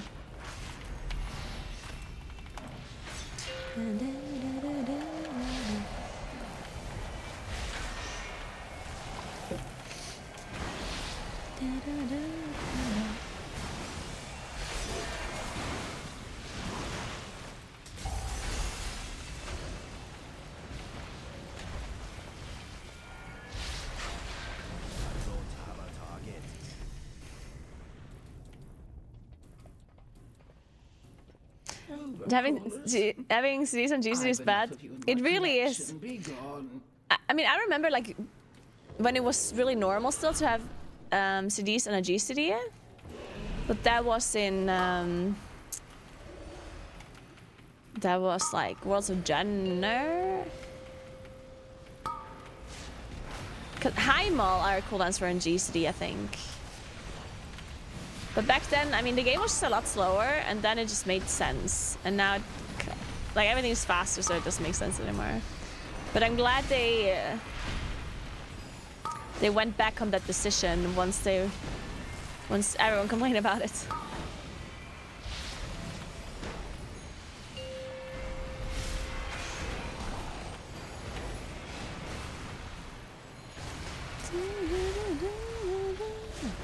Oh wow.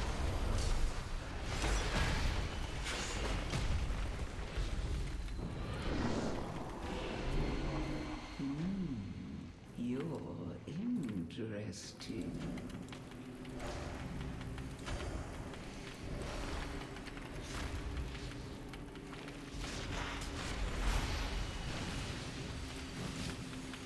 And these strapless actually have health?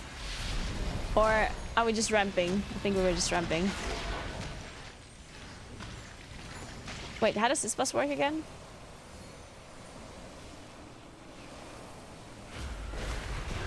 Oh, it's where you have to soak orbs or something, right?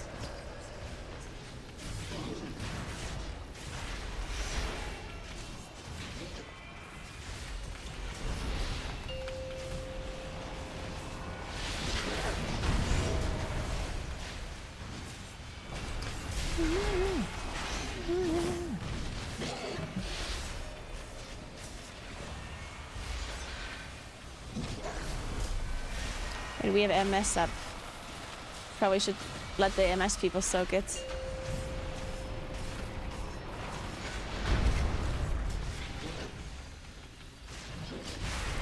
Triple AMS, let's go.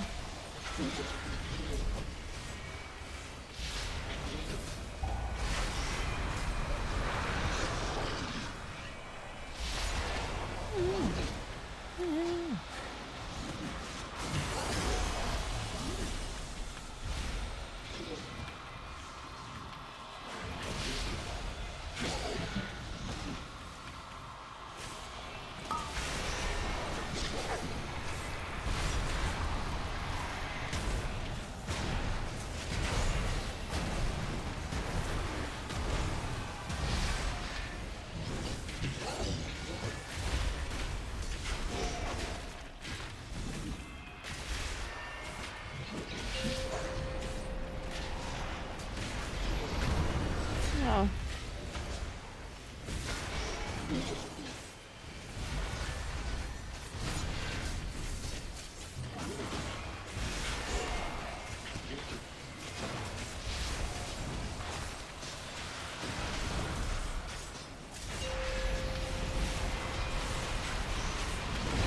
Ah, shit.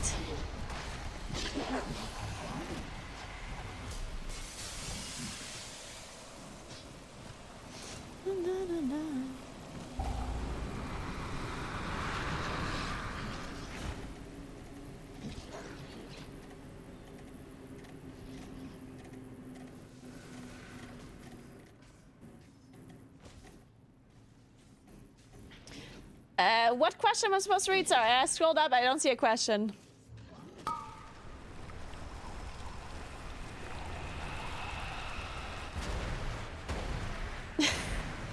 What question is she supposed to read? The last message she wrote was in 2021.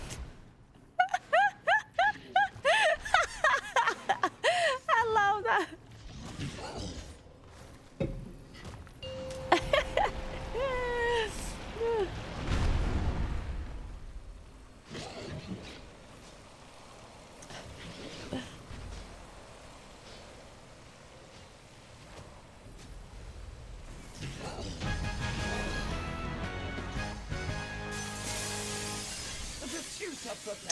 Alright, so far I survived 1 out of 3 bosses. Worthwhile in the end. It's okay, I can survive the last one. If it's a 50%, if it's a 50-50, then it's not too bad.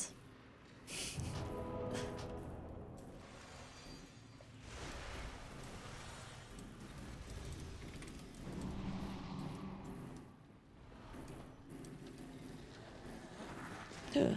I didn't want to do that.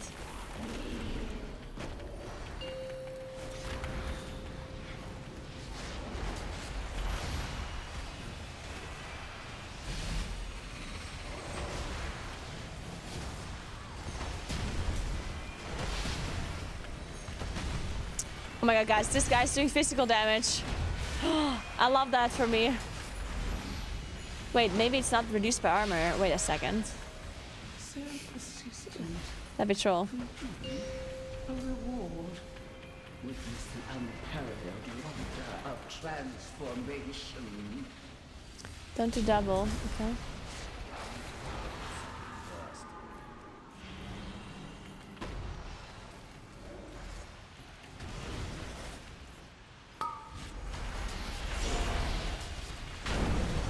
Oh my god, please. I'm scared.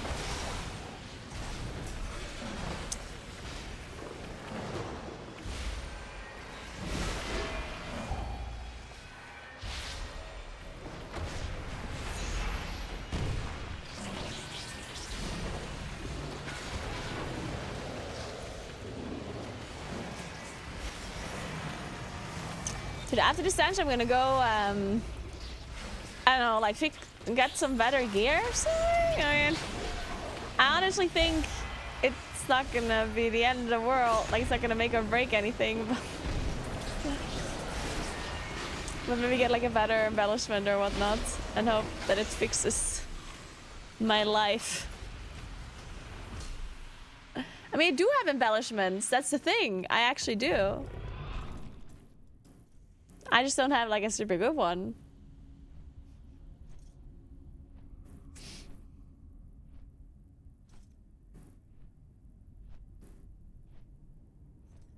Like, this is an embellishment, I guess. The set. It's not great, I don't think, but...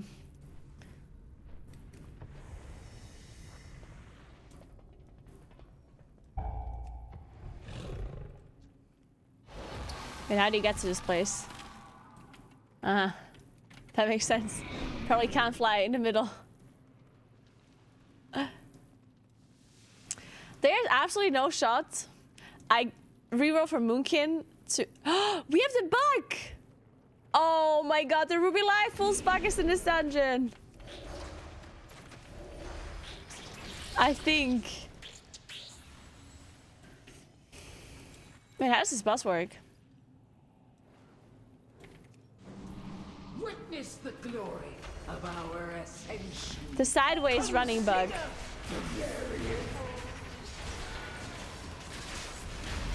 What can I make? How does this boss work?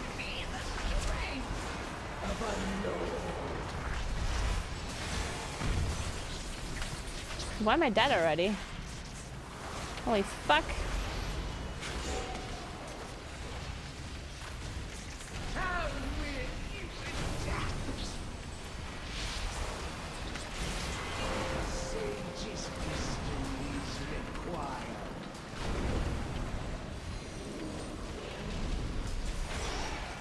We don't have a rest.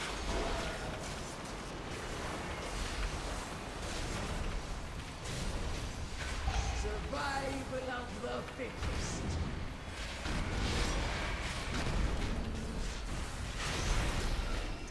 I don't know how this boss works, but like I know that the orbs are moving around, like the last boss in Upper Mechagon.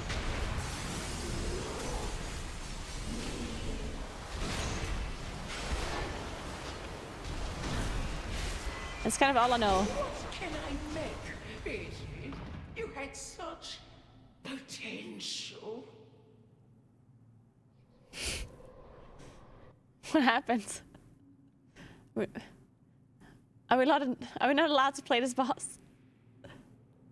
Did he hire stone? Did he pull a towel-y? Just happened.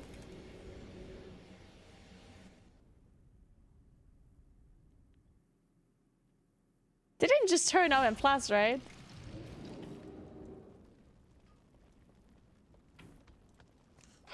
No way. Well,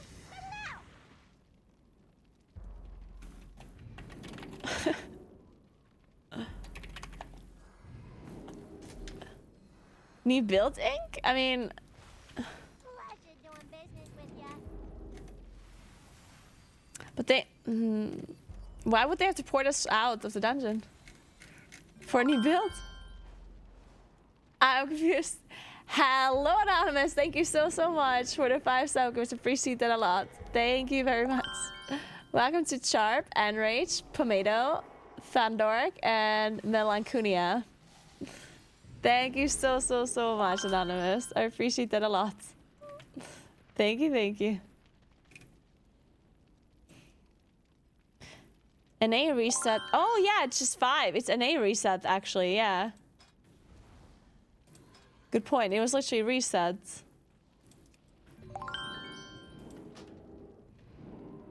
Open the vault. What's up?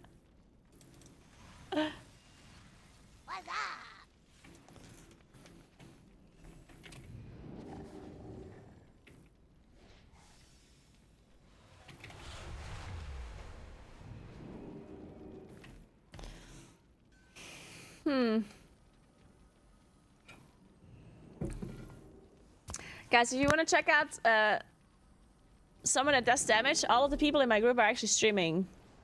I'm not sure about the tank. I know Xale, Walpen, and Cryway are streaming.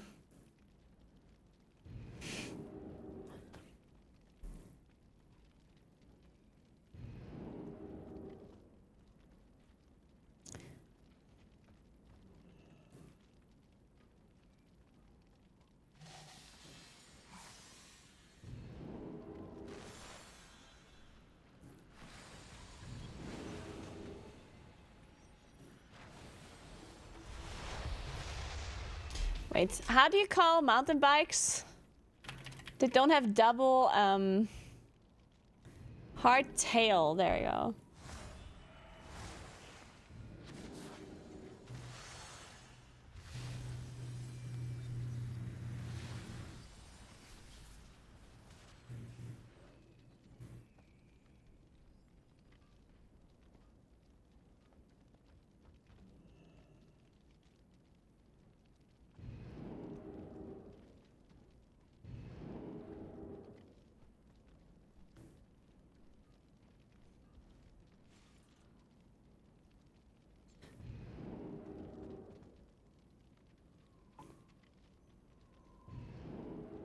Where are we going? City of Threats again, okay. Sure. Wait, that's the wrong one. If you ever need anything, What do you think about the Severed Threat soft rate nerfing buff? Wait, the what now?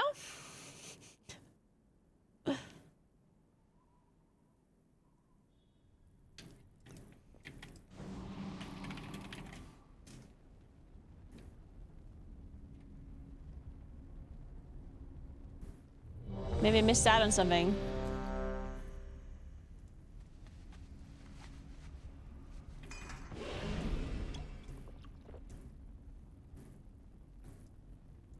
Second buff to increase damage and healing rate. Oh, they're doing that again? Oh, I didn't know.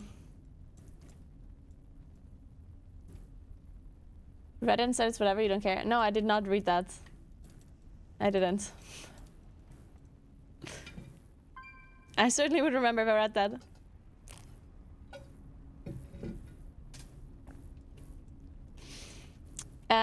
3% capping at 35, but is it just like a weekly buff increase, or do you have to do something for it to happen? Like, do you have to kill a boss for my own buff to increase? Because that's how it worked in Uldir.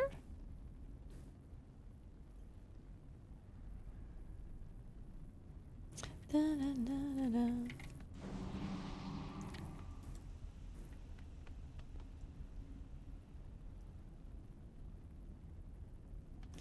It's a quest to some degree. I think. Oh. I just walked out to that.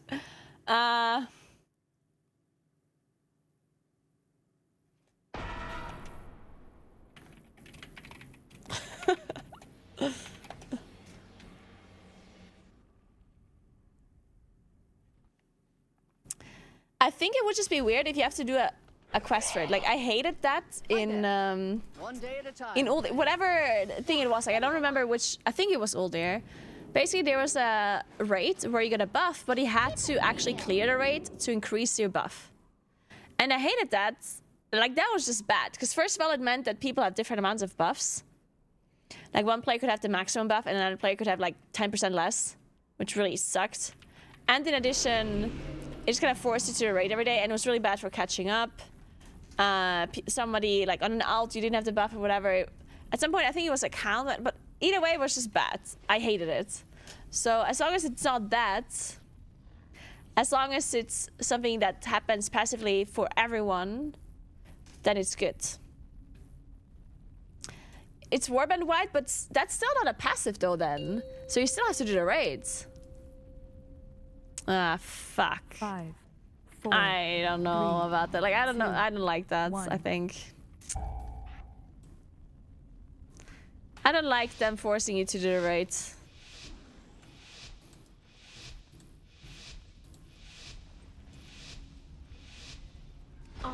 you've arrived. Yeah, I mean, it just fucking, like, I personally think stuff like this sucks. Because let's say you didn't do the raid for 4 weeks, and then you're like, oh, well, guess I'm gonna do 12% less damage than everyone on. And then it, like, demotivates you to even, like, go and raid, right? Like, I don't know, I think it's just dumb. I don't like it at all. Because a person that wants to raid, they're gonna raid. I don't think you have to force them to clear the raid to get some sort of buff. Like, I always hate it when they force you to do shit like this. And I know it's not obviously forcing, but I think the raiders get enough benefits to clear the raids by itself, right?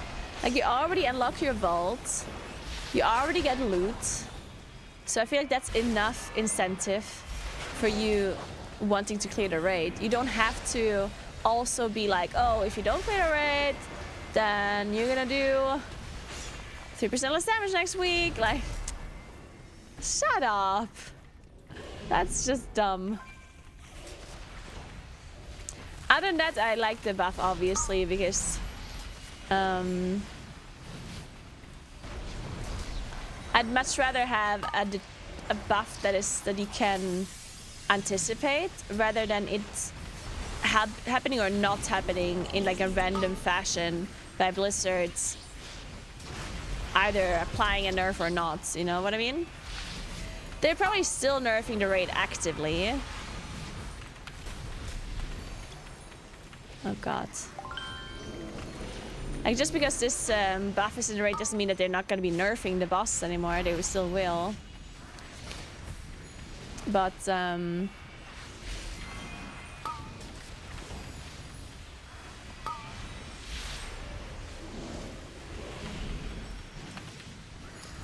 but at least you have to nerf them less. And as I said, it's going to be, like, you know how it's going to happen. And it's going to be more... It's more of a progressive nerf that happens like throughout the weeks rather than it's like being a big nerf once every like 4 weeks, which is also nice. Also, it creates player power progression or just character progression, right? Because a boss that you were not able to kill the previous week, you might be able to kill the next week because you do 3% more damage, right? Which just keeps you hoping, like it gives you hope that you can do it next week, which is good.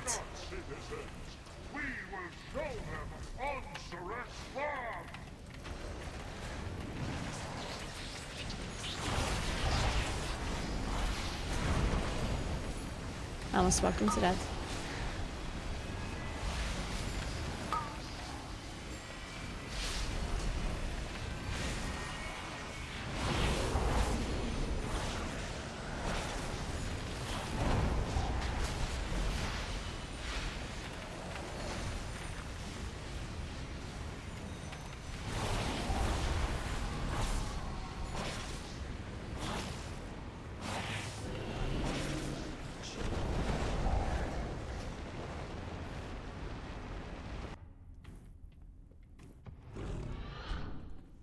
I mean, no, it doesn't give you hope you're a better player. Like, gear progression is incredibly important in a game. Because, yes, of course, people get better over time in PvE as they're fighting the same thing over and over. But to an extent, right?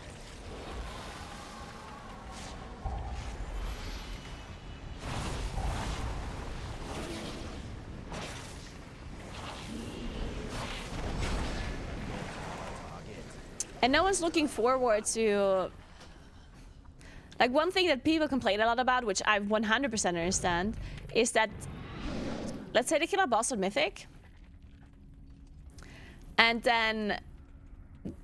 they reach the next boss and they know that the other guilds wiped on this boss, like, say, 600 times. So it's like, oh, well... It's incredibly likely that we're also gonna wipe on this boss 600 times. But if you have some passive gear progression, like passive buffs and player power increase, then you might think, okay, you know what, maybe we don't need so long, because we're gonna get stronger. We're gonna be stronger than the previous guilds that killed these bosses, right? So it's not as daunting when you reach a certain boss.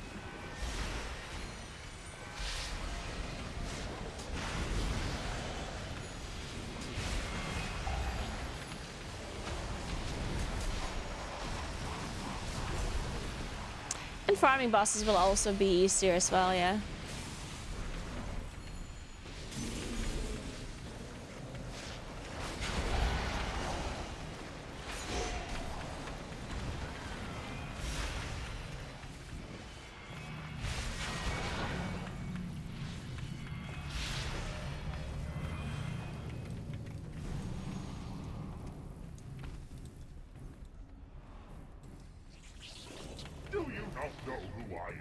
I mean, the bosses in the raid always have been tuned around the best players, yeah.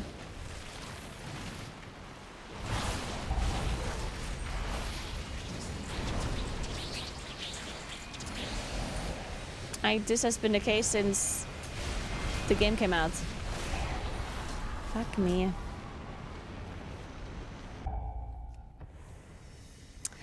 I do want to say one thing though, like, I do think...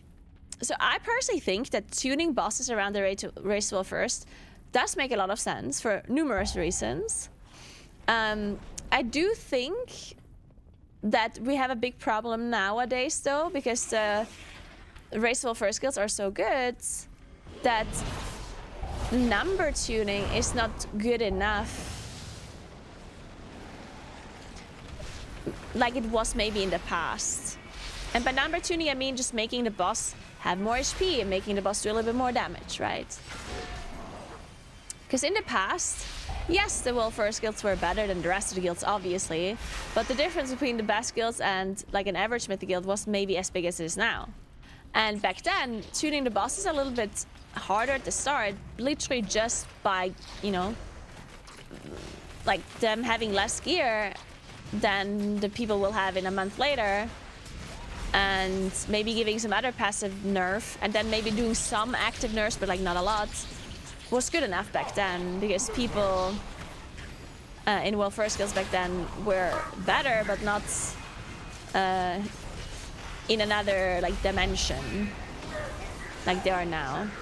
So nowadays, when Blizzard tunes bosses around raceable first raiders, they don't just tune them to have like the bosses to have more HP or whatever. They also have to make the mechanics harder. Because if they make mechanics, fuck. Man, I always die to like one tick of this fucking spell. Can I take this? Okay.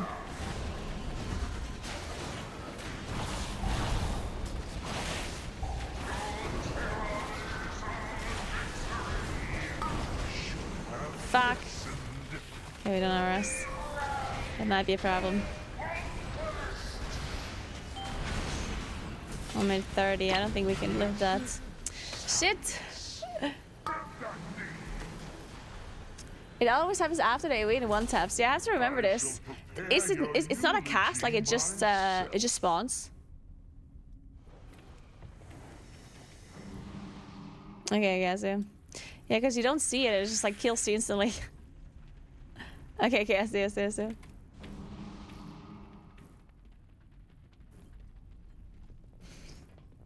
But yeah, what I was saying was that they have to make sure the mechanics are hard enough for the racial first players to actually have some issues with them, or to not, you know, kill the boss in 10 tries.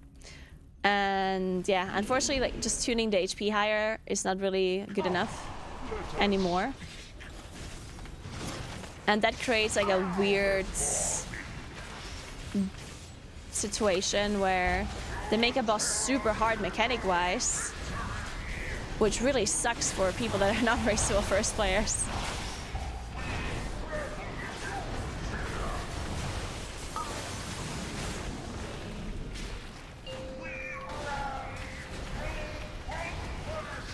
And then Blizzard has to actively nerf the mechanics, which then affects everyone, and it just sucks.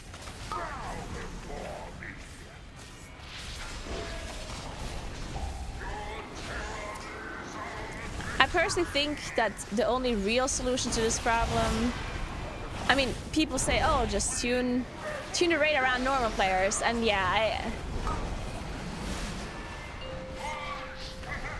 like that of course would be a possibility to just say, hey, fuck the race wheel first. We're just gonna tune the boss or like make the mechanics around normal players. The problem is that the race wheel first is like a big deal, and it's like it's a big thing that is a big marketing tool for Blizzard as well. It's not just it's not just for the race wheel first players, it's also like marketing for the game. Because a lot of people are watching it. It's basically like an esports tournament that they're not organizing themselves, right? Like just like League of Legends, LCS, or Counter-Strike tournaments, or any kind of like any kind of esport is obviously like marketing. And the race wheel first is that it's marketing for World of Warcraft, right? So if the race wheel first is super easy and it dies within a second, and it's like takes one day, then kind of sucks for Blizzard and for the game and for the race wheel first players and for anyone who's involved in the race as well, of course. So I think there is a solution that they could do that, at least in my opinion, I think it's like the only feasible solution, and I'm not sure how it would affect them, or how it would affect the game rather. This is so dumb, this affix.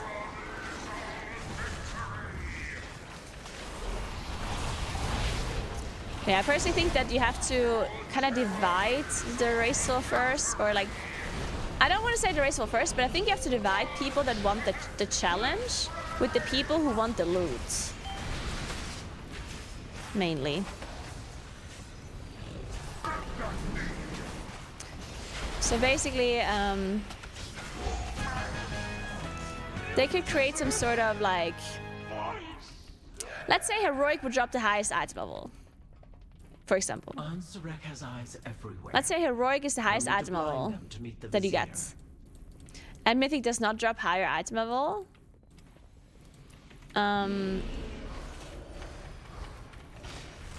But it gives you like some sort of achievements or cosmetics or whatever.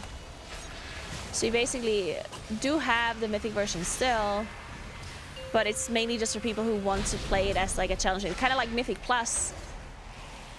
People play it for the rating. They don't play it for the loot, right? The high keys.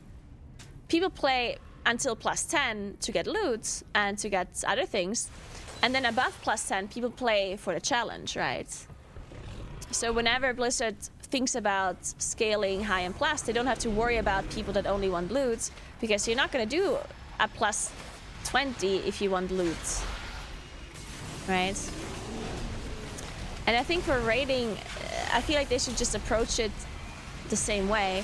I'm sure there's like multiple ways on how you could have that happen, or how you could change it.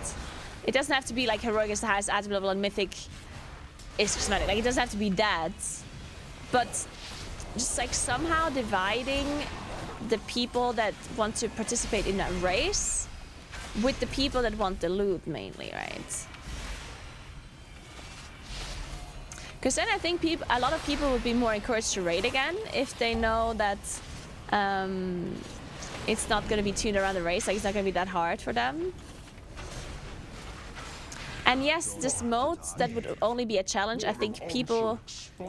The amount of people that would do that mode would be very little. I don't think there will be many guilds that would... Like overall, I don't think there will be many guilds that would even attempt this like very difficult mode. But I don't think it matters because, again, the race wheel first, in my opinion, is a huge marketing tool for Blizzard.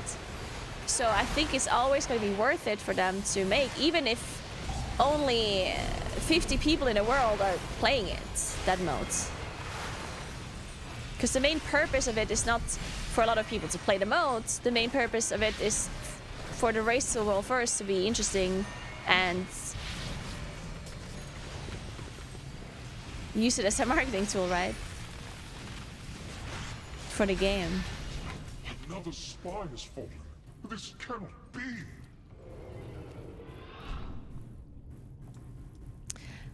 I'm not saying no. I'm not saying that the last bosses should be accessible to everyone. I don't think that. I don't think the last mythic bosses have to be accessible for everyone. But I do think they should be accessible for like an average mythic guild, which currently is not true. Like the initial version before multiple nerfs get applied are literally just not accessible in any feasible way for a normal mythic guild. Like looking at like Tindril or Firak, like early on, like these bosses are not actually killable for any normal guilds. And I'm talking, when I say a normal like mythic guild, I also mean like 3-day, 4-day raiding guilds. Because these are, in my, like they are normal mythic guilds, right?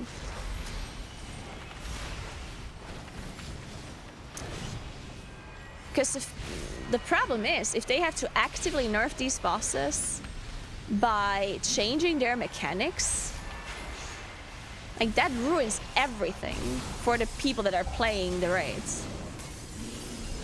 Like for the average mythic guilds. Like you're playing a boss and then after 100 wipes or 200 wipes or whatever, the mechanics work differently. You know, now you have completely different timers, everything works differently. You have to do different, like what the fuck, you know? Like nerfing HP and incoming damage or whatever is one thing. But if they have to actively change mechanics because they're too difficult and it would require guilds to wipe for weeks and weeks, then that's like a big problem in my mind. It was a similar thing in, I mean, it has been a thing for a while now that they have to actively change boss mechanics. Like stuff like Halandris and Anduin. Who sent you? And Tindril. I mean, there's a lot of bosses that had to like really actively change the mechanics of.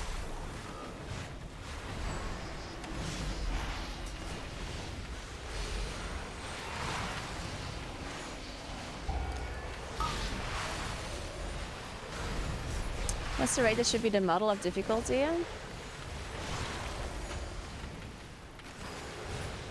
I mean, I think there is no raid that has that. Like, I'm literally saying that I don't think that we can have a raid that has an adequate difficulty for the race to first and simultaneously also has a good difficulty for an average mythic guild. Like, I think it literally just is not possible.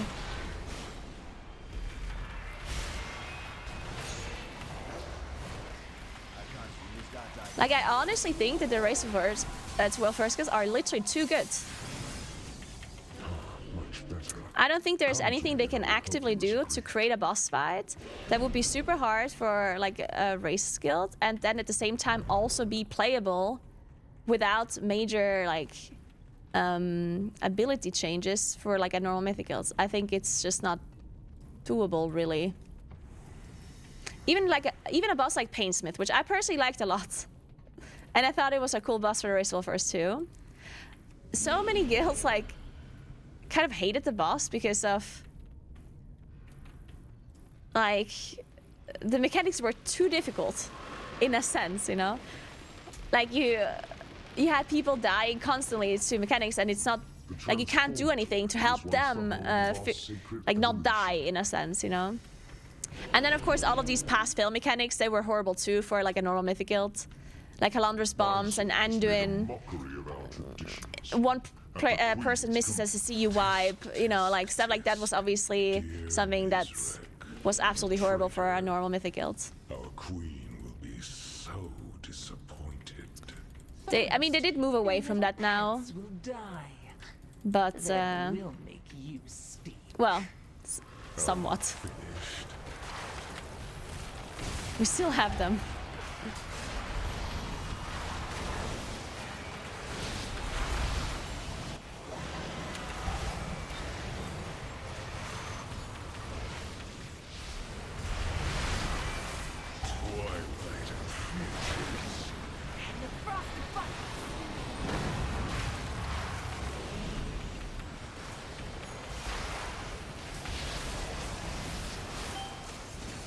Oh god. Stop it. Are you kidding? It doesn't fixate? Like, does it charge your player 3 times? Or how does that work?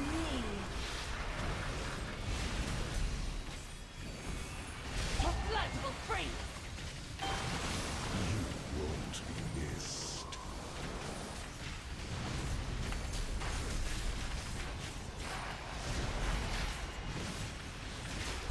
Let it burn. Oh god, what is this?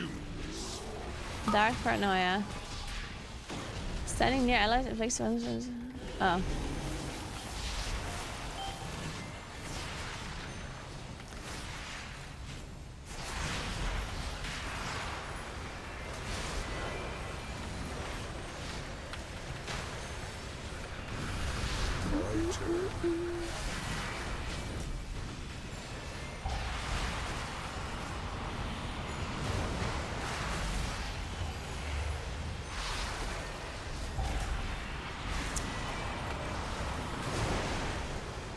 Oh, this is a problem.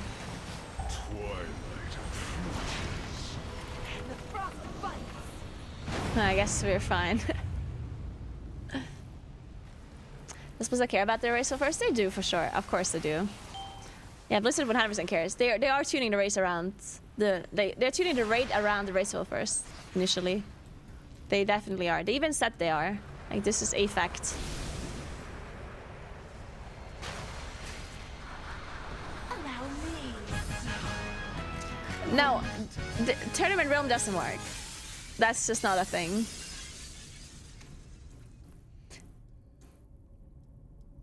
It's not that the tournament realm doesn't work, it's the fact that the thing that doesn't work is that Blizzard makes it an official race. That's what doesn't work. I mean, it works, but it would be really stupid by them, right? Like, why make the race of first an official race when the race already exists without them having to pay anything directly for it? Right now, it's like, imagine the League of Legends World Championships would be organized by the community. That would be incredible for League of Legends, for Riot Games, right? Because then they wouldn't have to pay a penny for it. But people would still watch it and it would still have the same marketing value. Because what is a tournament for? What's the why do companies create esports tournaments? Like, why? Why are they doing that? Because in the end, they have to pay a lot of money for it, right? They have to pay to organize it. They have to pay a prize pool. Like, it costs them money, right? And what do they earn? They earn some money from sponsors, if they have any, but they have been esports tournament that didn't have any sponsors, right? So they earn some money from sponsors, but they'll never earn enough money than what they're, like, spending. So why are they doing it? Well, for marketing reasons, right? Because if there's an esport that people can follow, it will bring more eyes to the game, more people will start playing the game, more people will know that the game exists, and so on and so on and so on, right? It is it's like an advertisement for the game.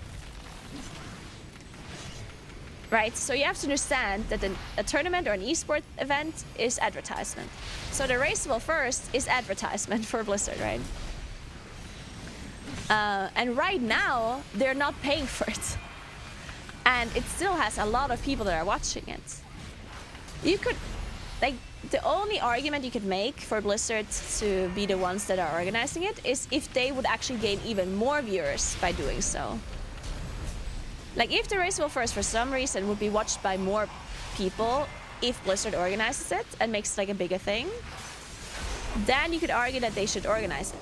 But if that is not the case, like, if you don't think that you're gonna get a significantly more bigger amount of viewers if they organize it, then it makes no sense for them to do it, because it would be a huge undertaking for them to organize this. They would have to, first of all, have some sort of prize pool, which obviously would be a lot of money, but then also they would have to write contracts. Everyone would have to be contracted. Everyone would have to be officially part of this tournament. There would have to be a rule book. It would have to be kind of as fair as possible, and so on and so on. It's like it's not really. It's just not feasible for it to be an official thing with it making sense, right? And this whole tournament realm idea hinges on Blizzard making it official. Because you cannot have a race that is not officially planned by Blizzard and have them play on tournament realm. Like, how does that work? You can't just say like, hey guys, so some guilds are just gonna get access to tournament realm just because, you know, like no real reason behind it. It's just we just feel like it's like, right? Like obviously it would have to be a Blizzard official race for tournament realms to be a possibility. Without it being an official race like it is, you cannot just invite people to tournament realm. Like how, why, who gets invited, and when and why? Like it just makes no sense, right?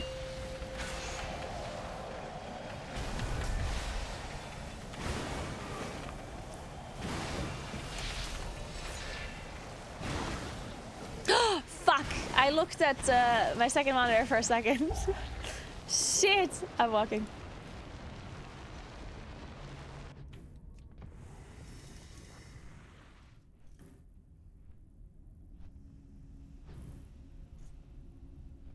Yeah, I also think that well, I'm not 100% sure. Like, I personally think the race will first would be more interesting to watch if Blizzard would organize it, for a viewer perspective. I do think for the guilds themselves, though, it would be worse. Because I'm pretty sure Echo and Liquid are making more money this way than they would if it was official. I do think for the viewer experience, it would be better, though. Because right now, like, you have to watch each guild individually. Like, it sucks, yeah? Like, for a viewer, it definitely sucks this way. I don't know. You have to switch back and forth between, like, POVs and, yeah, I don't know. It would certainly be better if you could have, like one main broadcast where the casters can look at all of the guilds simultaneously and comment on all of them simultaneously, right? Like, I'm not saying that the screen would be shitty because you wouldn't see anything by sharing. It would be like TGP where you show like 4 teams at the same time. You wouldn't be seeing that much there, but it would still be better on one main broadcast.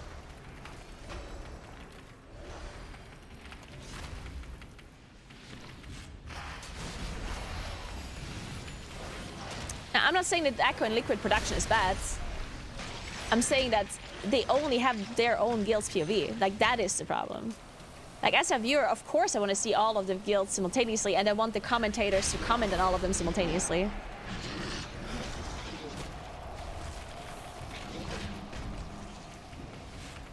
Like, that in itself would make the viewing experience better, in my opinion.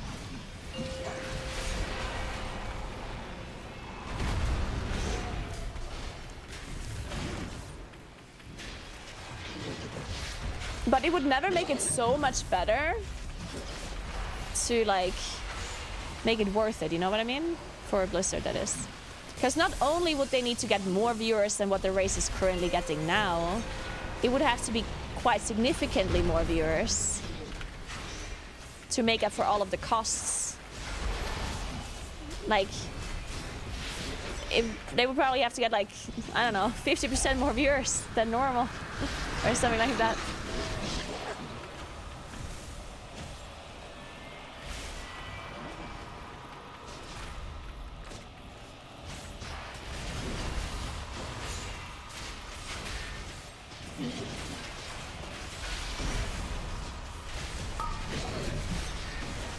But yeah, I think the race couldn't even, there's another issue. Not only would it never be worth it for Blizzard to make a race official, but in addition, it also would be, like, how do you make a race like that fair?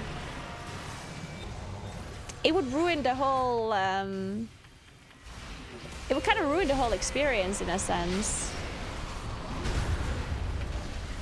Because it would be completely different, right?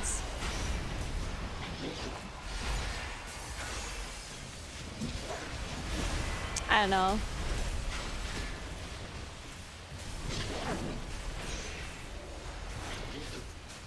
But yeah, it doesn't matter. This discussion is kind of pointless because it's never gonna happen anyway, right? Because of the reasons I mentioned, with it being like, from a more monetary perspective, it just makes no sense for Blizzard to do this, so they won't do it. The only thing they could do is like have something in addition to Race of First. Like to have like an extra tournament, a separate tournament that they do officially. But like the Race of First is never going to be done by Blizzard, I don't think.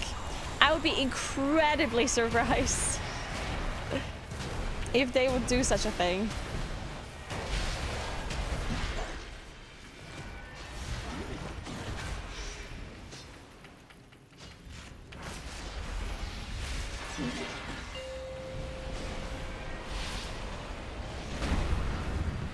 Thank you so much for the 38 months, Nicole, by the way. How are you doing? How is life, Nicole?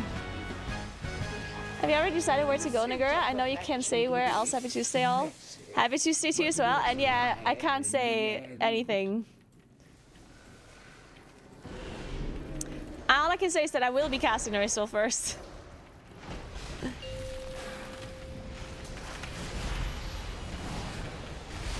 The question is just... because I do think the Blizzard could make some sort of like tournament, like a separate tournament from the race. The question is just how interesting is that going to be? You could have raid races is something they've done in the past, which, you know, wasn't as interesting. The unparalleled wonder of transformation.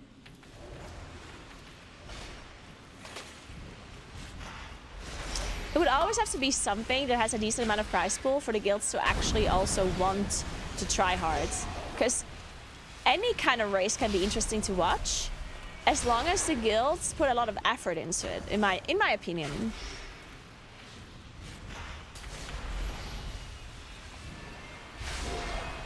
Like even something like let's say for example, hey, you need to clear the raids without add-ons, whatever. Or you need to clear the raids with running one of each spec. I don't even know if you can. That's probably too many specs for a raid, but yeah. Like stuff like that, you know? Like you can make certain rules and let the best guilds in the world compete. Or something like an off-meta TGP. Stuff like that works really well, I think, but only if the guilds try hard.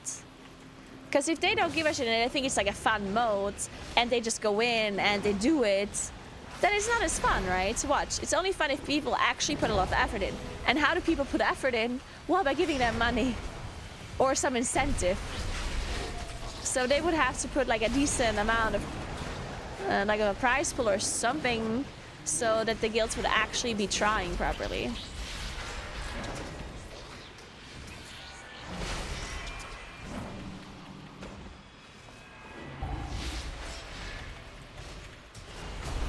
Oh, no, please.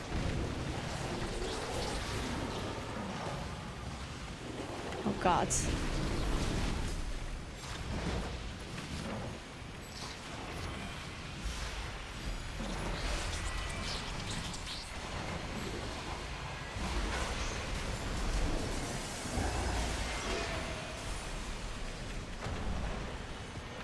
Dude, how does this boss, how does this just so much damage? So your boss is a fucking mop.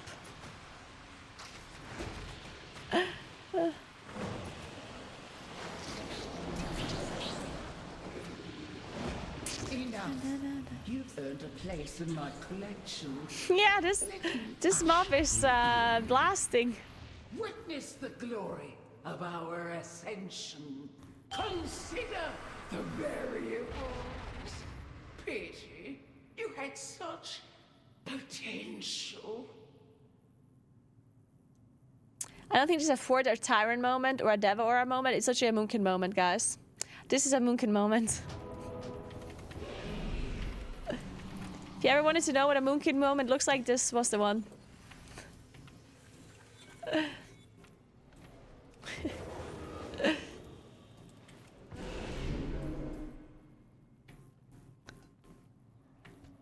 Witness the glory of our ascension.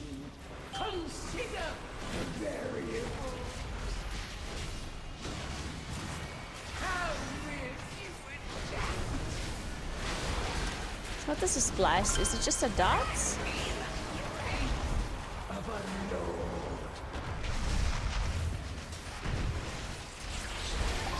Hey Maldrock, thank you so much for the 5 sub gifts. I really appreciate that. Thank you very, very much. Sorry that I wasn't reading more chats while I was having my monologue. I did glance at chat once in a while and it looked like there were some good takes. But unfortunately I had to try not to die as often. And I then ended up still dying. Thank you to Meldrock, I appreciate it.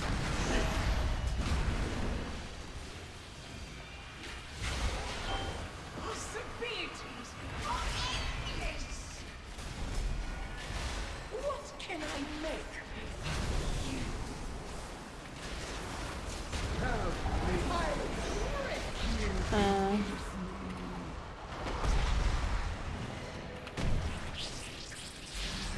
We can do it, guys. Let's hope we don't get ported out of the dungeon again, though. This is it. This is it.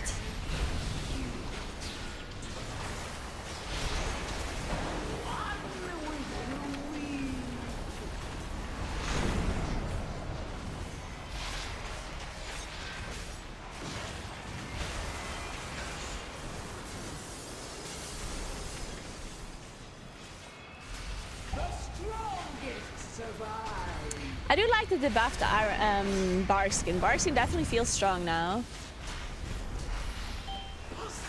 We just feel weak anytime we don't have bark skin up. What can I make?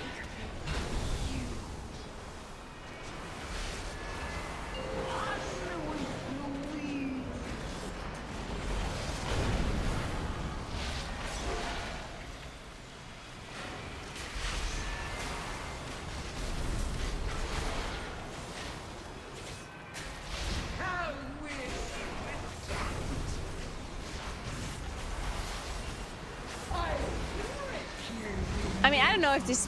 I'm just playing random specs. I honestly have no idea what we're going to be playing in Plus. I don't know.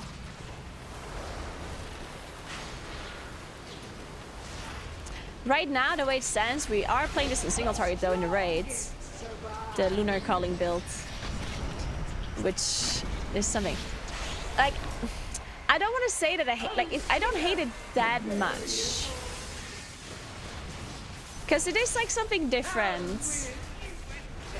Like, it's not incredibly different, obviously. Like the only thing that changes is that I'm casting Starfire instead of Wrath. Like, that's the only thing, right? Like, basically, I like it when something changes your playstyle. The problem is just that this changed your playstyle in probably the least interesting way possible. Like, if you would ask me, how could you change Moonkin playstyle pretty significantly, but in the most uninteresting way, then I think my answer would be, let us cast Starfire and single targets. You know what I mean? Hey Shugi, what's up? I'm good, how are you?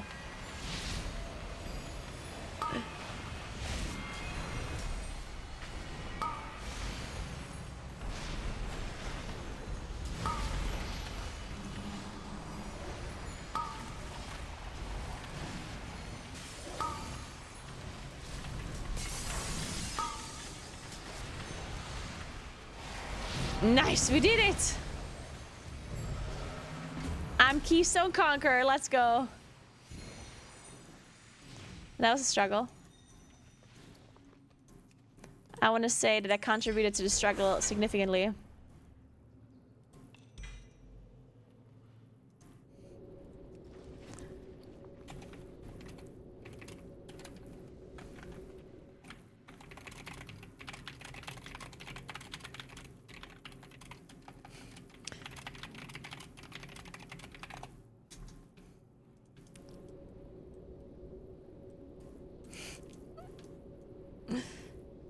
I'm gonna release them.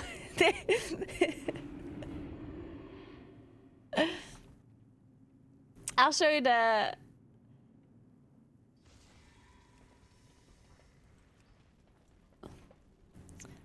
I'll show you the breakdown. Well, that's a lot of Starfire damage. What's it? Is it overall? Yeah, it is overall, right? Yeah. Beautiful. Look at that Starfire there. 233 casts. Let's go.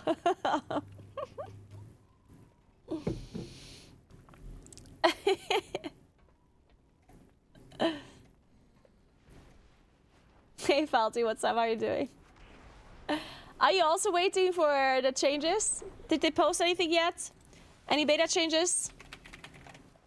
Are we still hoping? Is there still a chance? Are we dead?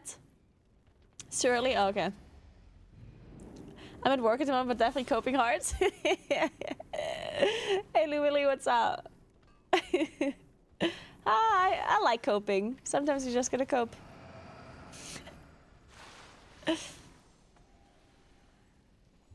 Falty, what do you want me to try in Plus? What do you think I should play in a Plus 10? Can you cook a build for me? I would like a build. Cook it up for me, please.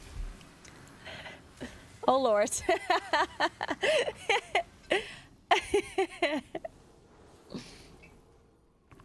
You won't like this? Oh no. Don't tell me I have to play trees. Actually, I did play some trees. It seemed kind of fine. I mean, it's kind of shitty still, but... Okay, while Falty's cooking up a build, I'm gonna go AFK for a second, get some food. Let's watch some content. And when I say watch, let's steal some content while I'm AFK. What are we stealing? Is Balance Droid really that bad? Let's find out. Oh, this was a stream. I'm watching someone stream.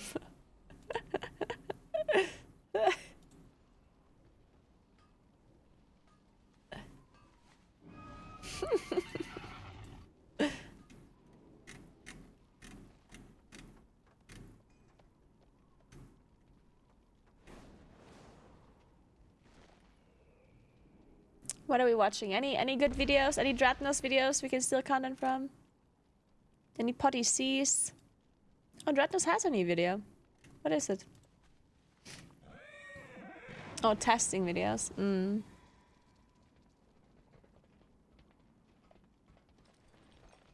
Let's watch this one. Hello everybody, my name is Dratnos, and in today's War Within beta update, we have some dungeon tuning coming to actually a lot of dungeons.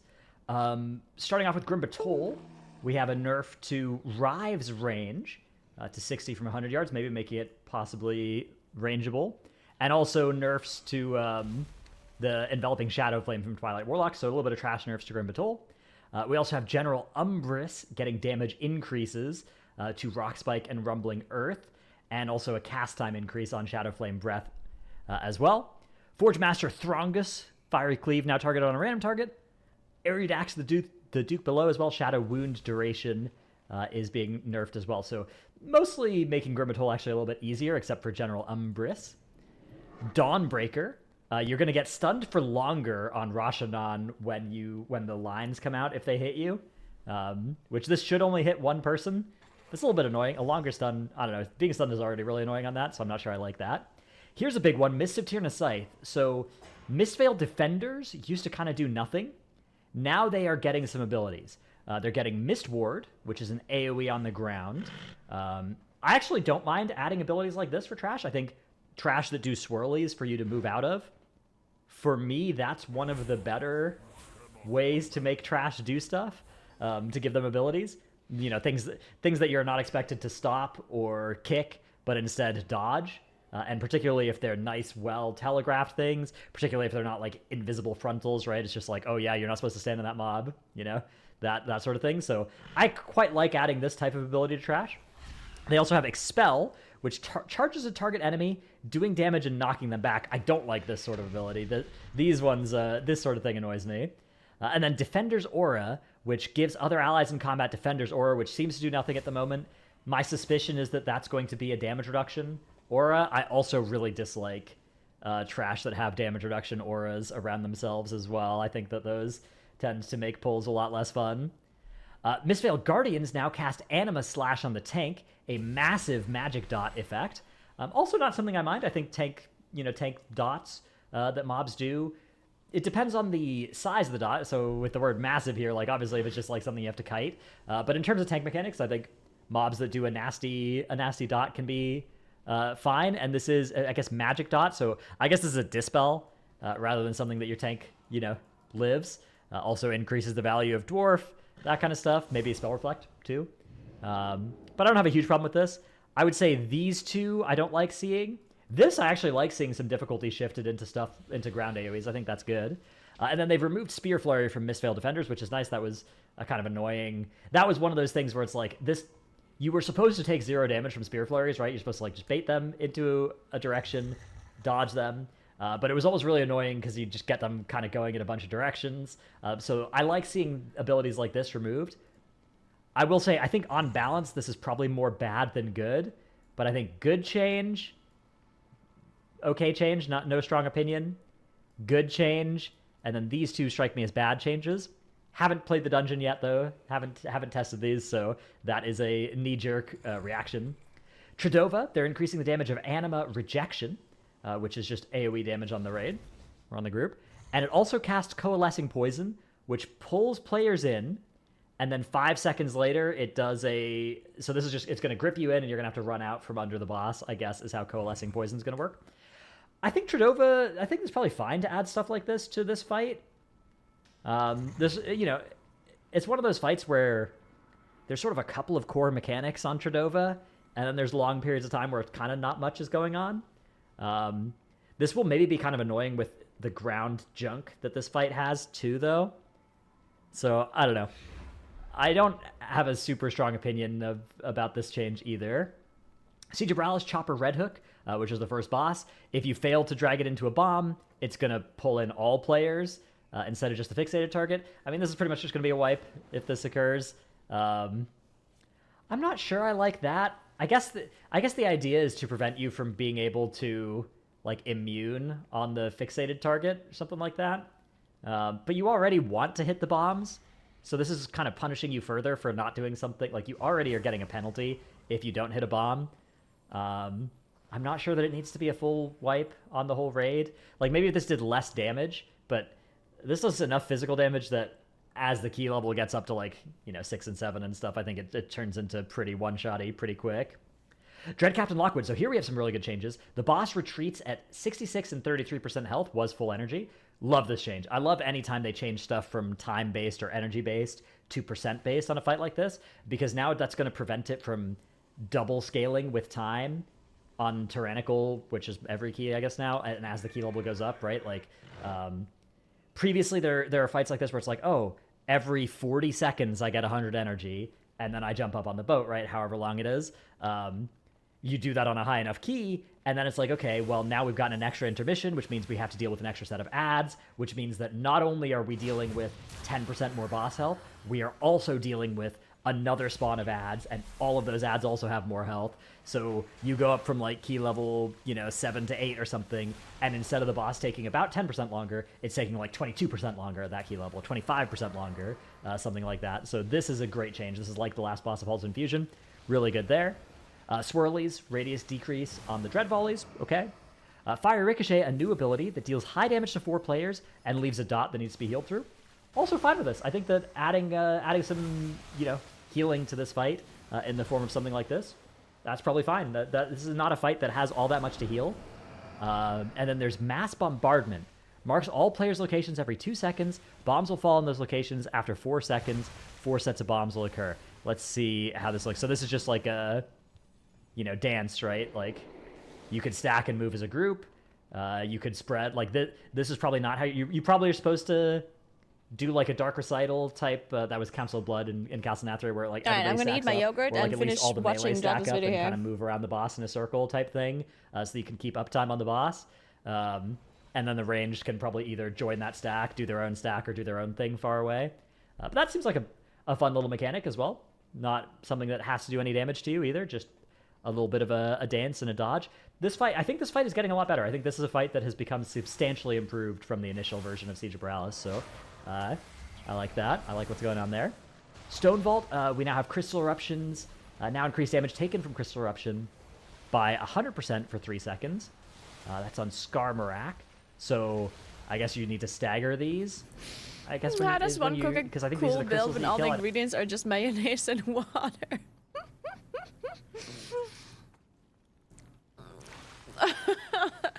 Yeah, that's the thing. Yeah, it's all just the same. That's the problem.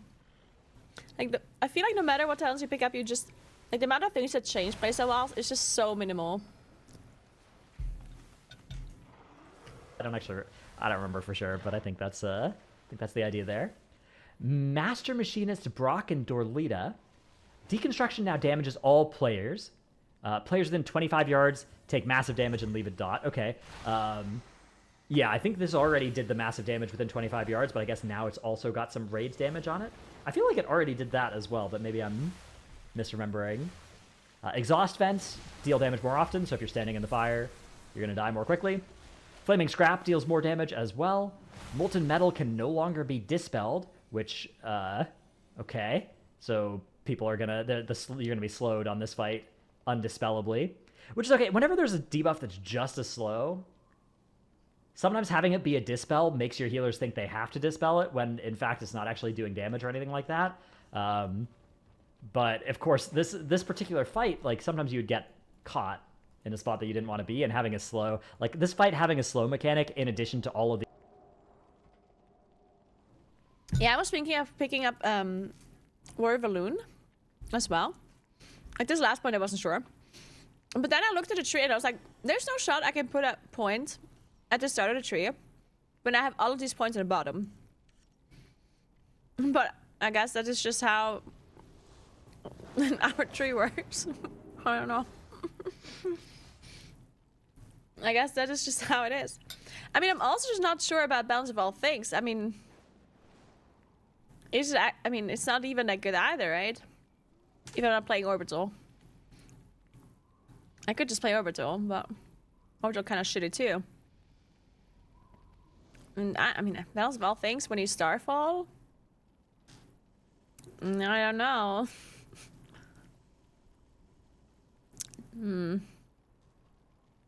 Yeah, and no Pulsar. Yeah, I don't know. I feel like this is just all shit. What isn't good, but Golden is bad too? Yeah.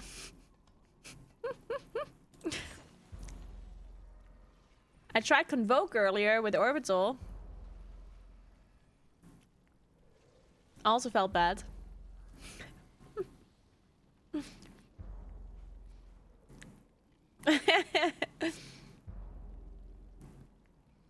Man, there's just no talents that feel good to pick, I think. Or just nothing. All the mushrooms? I was thinking about playing mushrooms, but then, like, I can't play Lunar Calling and mushrooms, right? Like, that's just, I don't know. Can't they just change mushrooms to do astral damage or something? I don't know.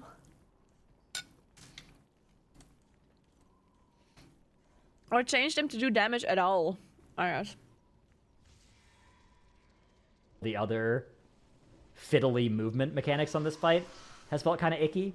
So I feel like maybe this should just be, like the slow should just be removed here. Rather than making it not dispellable. And then Molten Wave now sends out Molten Waves from the Scrap Cube as well. Or I guess it's just a new ability. Okay. So dodge the waves. Again, yeah, that's going to be really obnoxious if you're slowed. I don't know. This fight was already pretty hard. And this looks like they're making it harder. So I'm not sure how I feel about that. I feel like this is maybe a fight that the difficulty was already pretty high on. Edna now reduces damage taken by 25%. Was 25 increased Natura damage. Interesting. Yeah, this was like the boss buffing itself, was it? I don't remember what Stone Shield was on Edna, so yeah, my bad. City of Threads, we also have the Fangs of the Queen fight. Dark Paranoia damage is reduced in damage, duration, and now it triggers a fear, which fears are... There are ways to interact with fears. It used to be a Horrify, so now you can use stuff like Tremor Totem, like Berserker Rage, like Lichborn to break the fear, when previously as a Horrify you couldn't. So that's nice. This was actually a pretty nasty fight. And Icicle's damage is being reduced as well, which was... This was also a big source of kill on this fight. This was a really hard fight, so this was one of those fights where you kind of would just zerg it down and try and kill it with Lust before it killed you. At least that's how I did it in all the testing keys that I did, pretty much, because, yeah, the damage was really high. There was a lot of... This was a kind of a mechanic vomit fight where all of the mechanics were super lethal as well. So I like making some of them a little bit less lethal. Probably could maybe do with like a spell queuing slowdown as well on Fangs of the Queen. All right, so overall, I don't know. I've seen the Wowhead take on this was new abilities in Mist and Siege, making the dungeons harder. They tweeted that, and there was a lot of backlash against that idea. I do think there's some changes here that I'm not a huge fan of. I think the Siege changes are... I think Dread Captain Lockwood's getting... I think this is better. I think this fight's better. Is this harder? I mean, the swirlies are smaller. It's going up less often. I guess this mechanic is new. This isn't a hard mechanic. Mass Bombardment. Like, I don't know. I feel like there's a... Like, philosophically, I think that these changes are mostly good. These are definitely good. These ones are maybe a little bit sus. These seem good. This one's maybe a little bit sus. This seems fine. One thing I just noticed, by the way.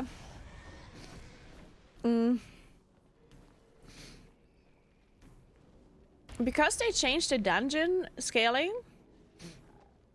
to, like, basically +2 being all +12. It actually made it a lot easier for them to make bosses percentage-based.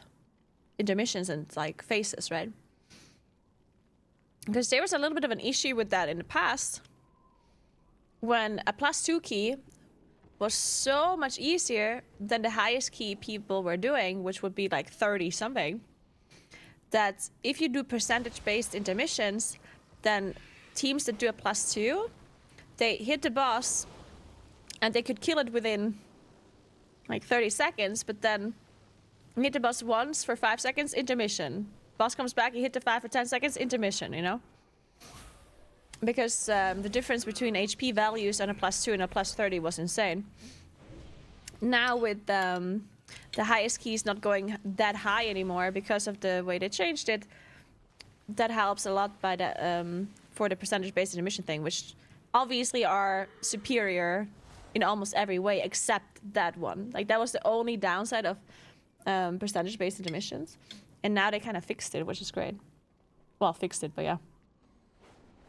And this is like some good, some bad. I don't know. It doesn't seem like this doesn't seem like one of those blue posts where they're doing the opposite of what I wanted them to do. It seems like they're tuning the dungeons, and it's like, you know, 50-50 changes that I think will be good versus changes that I think will be bad, and I need to test them out to really see if I'm right, because I'm sure there's a good chance that some of these things I think are going to be fun are actually not, and some of the things that I think are not going to be fun or maybe be fine. I don't know. Anyways, let me know what you think in the comments below. Let me know if you've played these dungeons after these changes. I will try and get some testing in this weekend as well if I have any spare time. Thanks for watching. See you in the next one. Bye.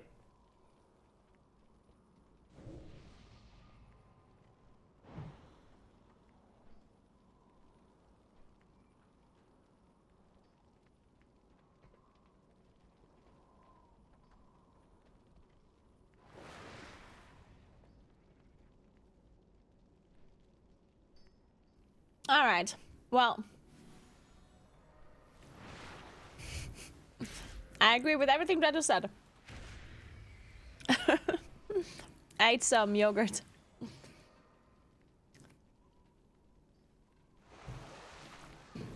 With granola and frozen berries. And there was some peanut butter in it. Just a little. All right. So this is what we changed. That's all.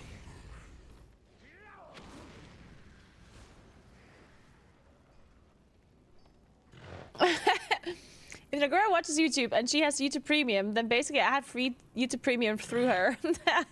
Good point, actually.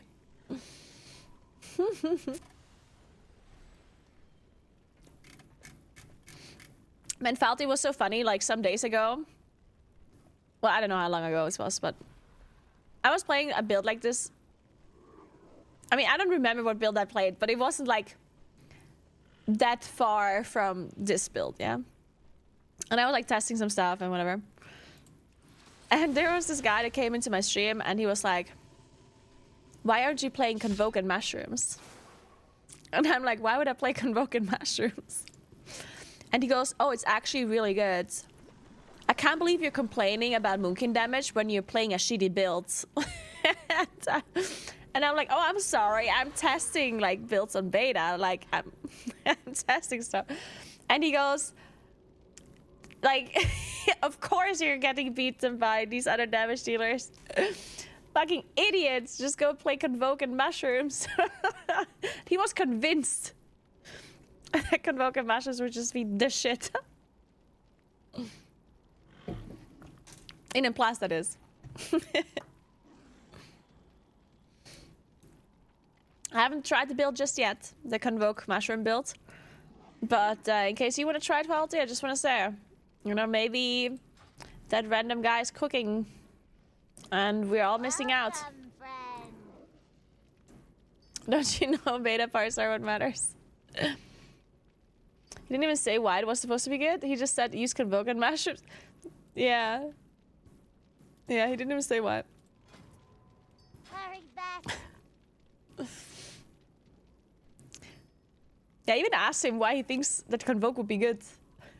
Because, I mean, Mushrooms is one thing, right? But Convoke, in any kind of AoE scenario, it's a bit troll. Anyway, we can do one more keep, probably.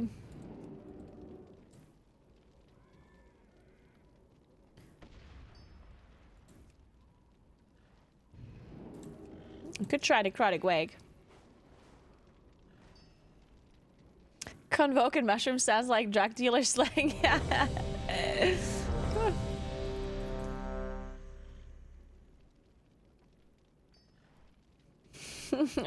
the more dots, the better, because we all know our dots are doing a lot of damage currently.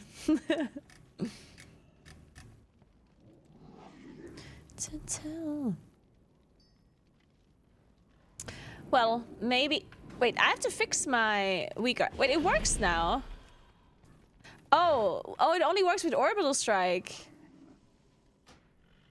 If I don't have Orbital Strike, my weaker doesn't show the cooldown of Incarn. That's very strange.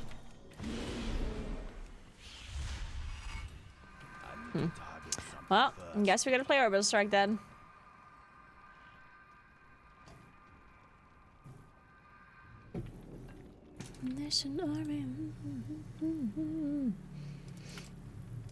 Alright, so Necrotic Wake. I still haven't fixed my gear. I don't know what embellishments are good. And I would have to like level up a profession for it. And maybe I could find a better ring or rings though.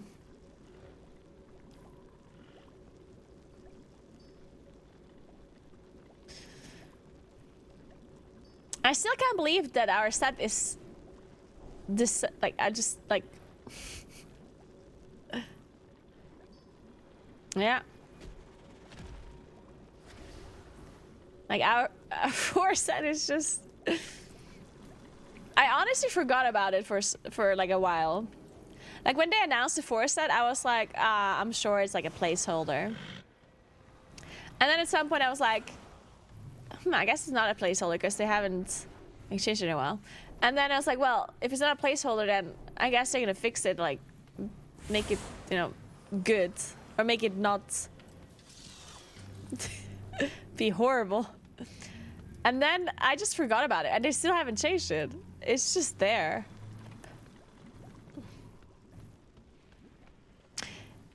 If we got literally one single line of changes, what would you pick? Only one singular change or a buff? Oh god. Just one.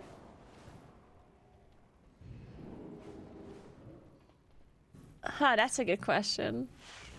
One singular change. I mean, could it be anything like getting Pulsar back, for example?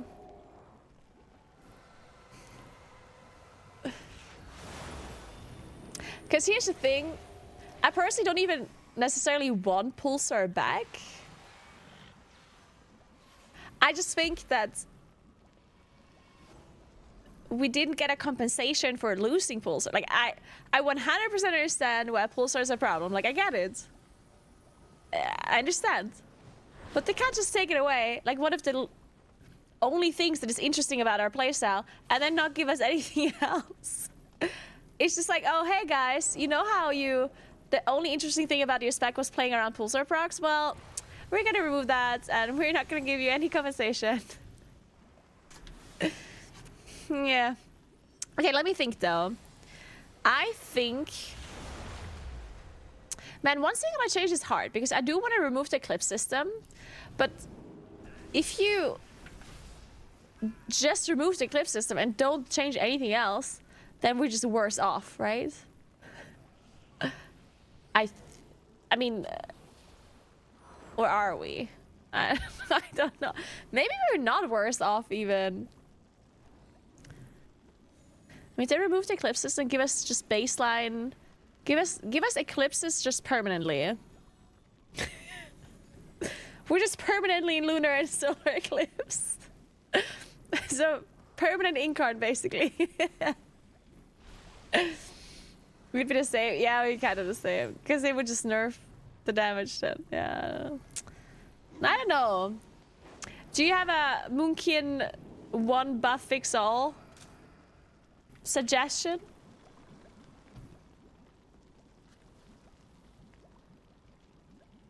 All Stellar Drift? Yeah, but see, all Stellar Drift doesn't work with Stellar. Like, that just means you can cast while moving all of the time.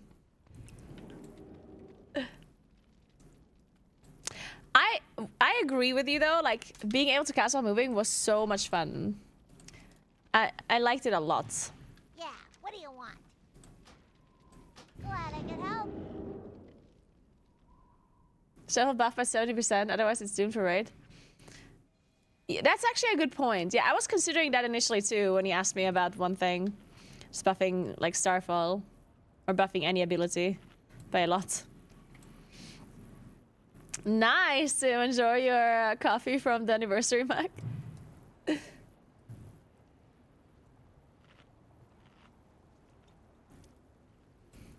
Yeah, I think buffing Starfall would be a good idea.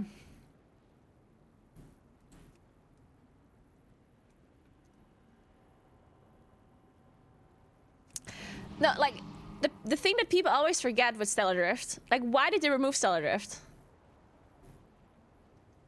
Like, the only reason they removed Stellar Drift was because Starfall was changed. Right? Like, Starfall, when we had Stellar Drift, Starfall was an AoE you placed on the floor. Like Blizzard. Some people just, like, forgot about this. But the way Stellar Drift worked is you place Starfall on the floor, and then inside your Starfall you were able to cast while moving.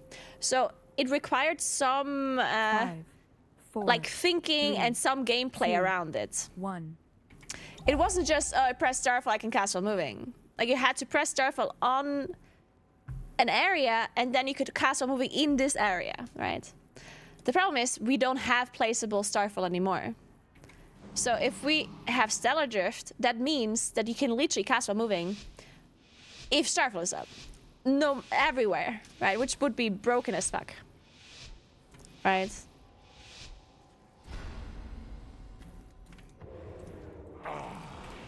Yet another of the Kyrian's loyal servants. The only way it was actually feasible was when our starfall when we could only have one starfall up at a time. Because they changed that too at some point, right?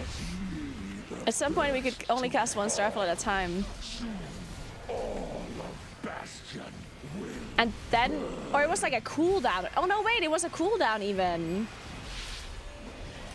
Yeah. Like, the cooldown was longer than its uptime. Yeah, true.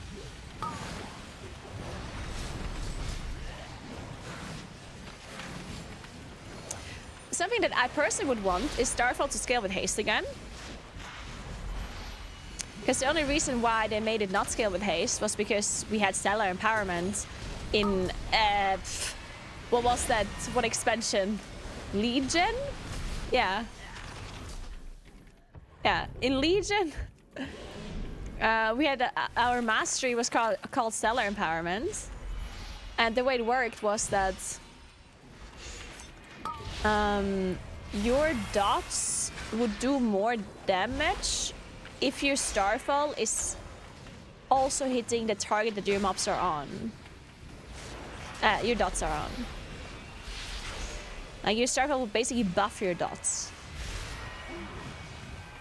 And our starfall scaled with haste, so it kind of sucked for us because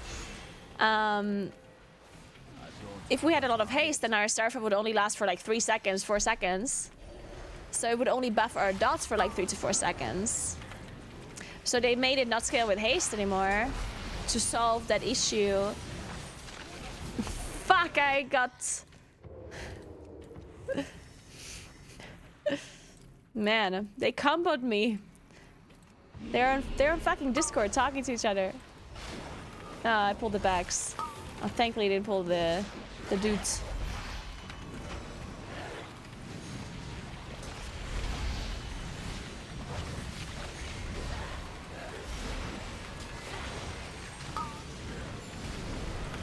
Help! No, main card! Thank you.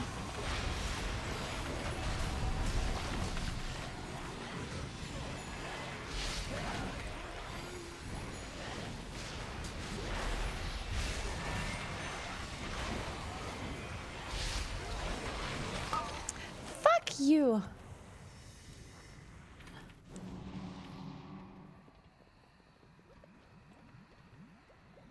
Yeah, so, and then, oh man, I'm still so salty about this. Oh, I'm so salty about it. Oh, I'm so super salty. Like I don't remember which expansion it was, but during a beta, Blizzard basically made Starfall targetable again. I'm not sure if it was Dragonflight beta or if it was Shadowlands beta. I think it might have been Shadowlands.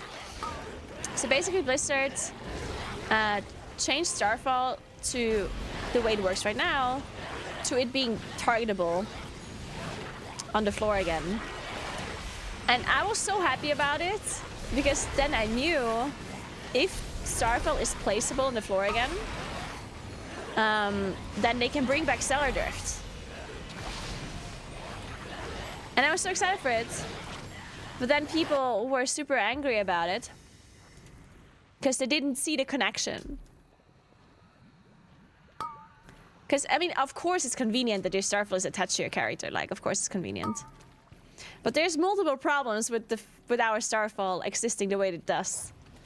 Like, not only is it incredibly hard to balance because of, like, its huge radius, but it also just has all of these other issues, and Stellar Drift obviously not working with it anymore and stuff like that. But then people complain about it a lot, and then Blizzard gave in and made it attached to our character again. Starfall was so much better when it was not attached to our character, I'm telling you. Like, a placeable Starfall, it was infinitely better. Legion Starfall, it was placed on the floor, it was great. It was so good. Now we have this stupid Starfall as attached to our character that has a huge radius for no reason. Like, in which scenario do you need such a huge AoE? Never! Absolutely never!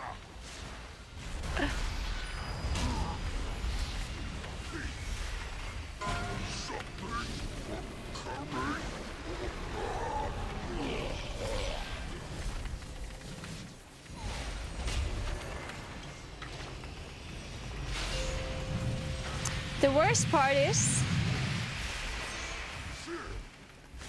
that it's not even good at what it's supposed to be good at.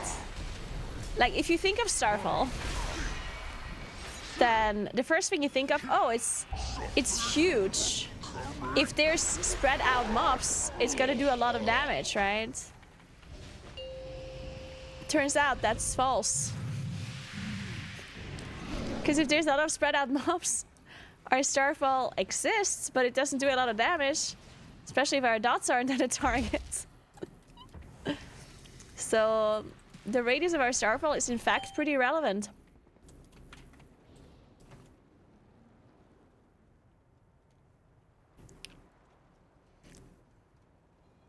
Do you know if Brewmaster and Windwalker are viable in the War Within? I do not know, actually. I'm trying to remember if I saw any Brewmasters or Windwalkers in like my M+ runs. But I don't think I did.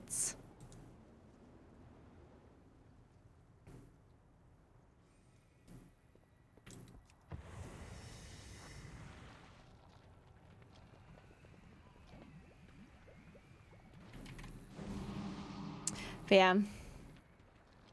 Starfall is this weird thing that's...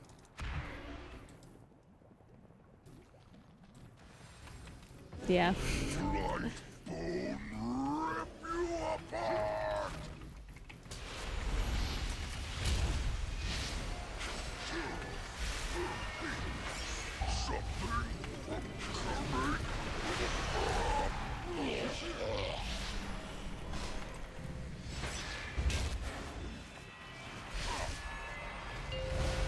Also, I feel like Blizzard is constantly afraid of Starfall being too good.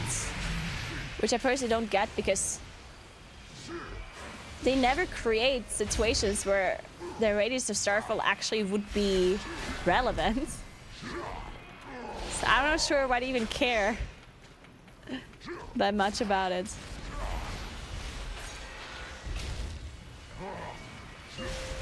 Because the only situation where the radius of Starfall will be relevant is whenever there's content where mobs or enemies are spread out and they cannot be not spread out. Like basically in a situation where you cannot avoid them being spread out. And that situation is just like, it doesn't exist. Like they never do that. For a good reason, like. And I don't want to say never, because there have been situations where there's like spread out targets, but to an extent, right? They never like fully spread out stuff anymore.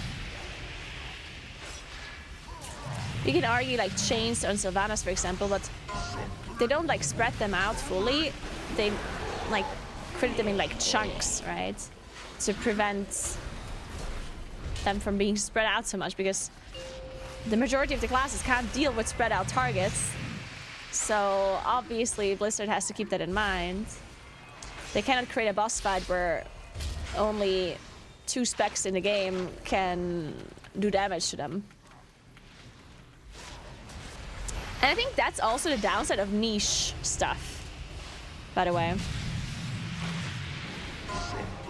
Oh, I'm dead. Oh! Okay, guess you Blightbone make master proud.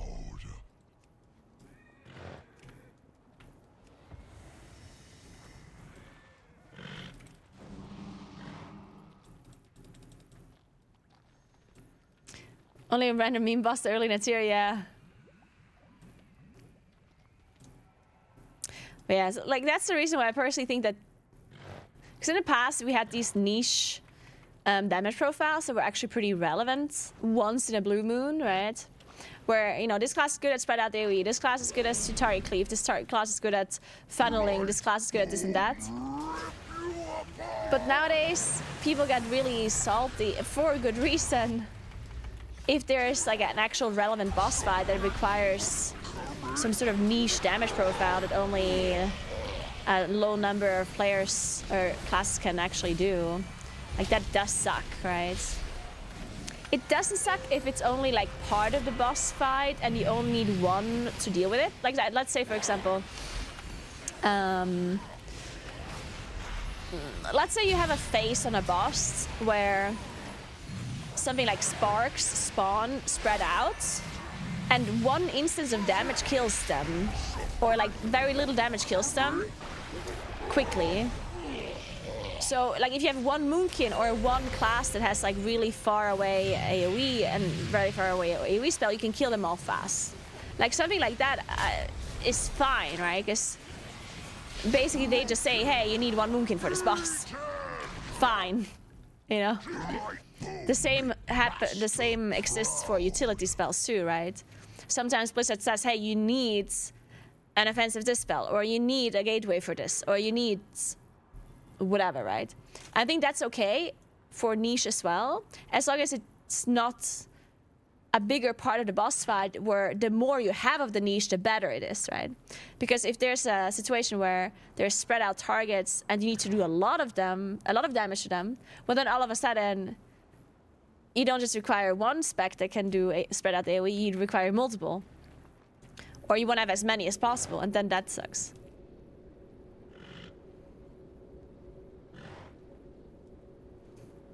Well, this wasn't that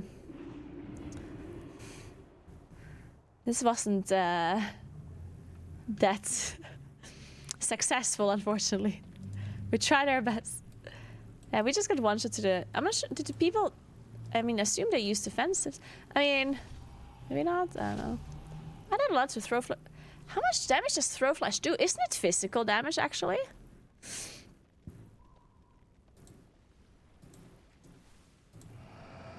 How do I see that? Is it not physical? Does anyone know?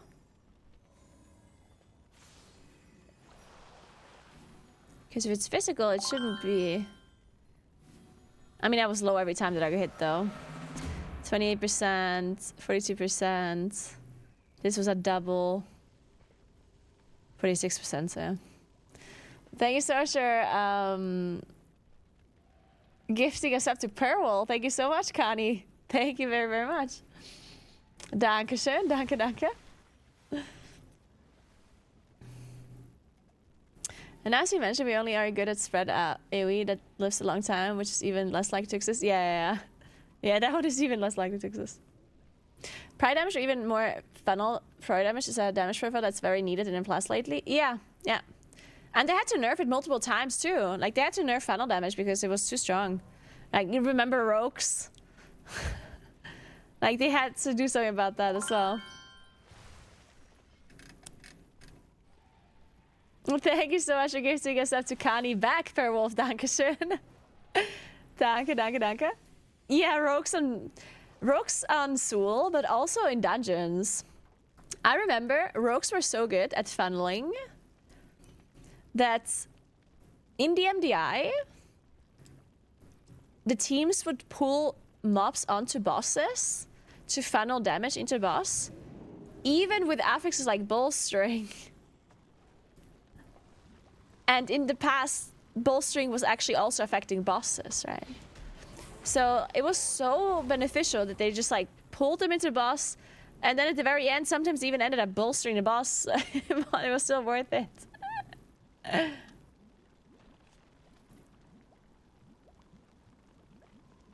Yeah, Shrine deleted boss as well.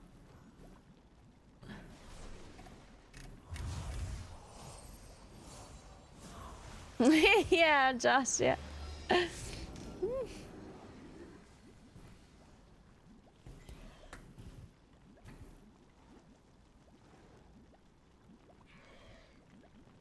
Okay, this song's to emo.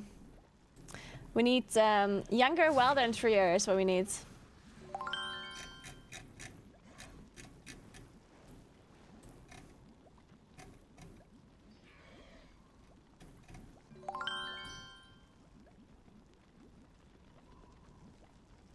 Thank you so much for 10 suckers, Purple. Thank you so much. I appreciate that. Oh my god, that's insane. Thank you. Dankeschön. Welcome to Willful, Sportar, Ladder, Pompiro, Manu, Mr. X, Action, Flaws, Barotak, and Tamkian. Thank you so much. And I do love my German friends. I just recently talked about Germans, by the way. You know, I live in South Tyrol.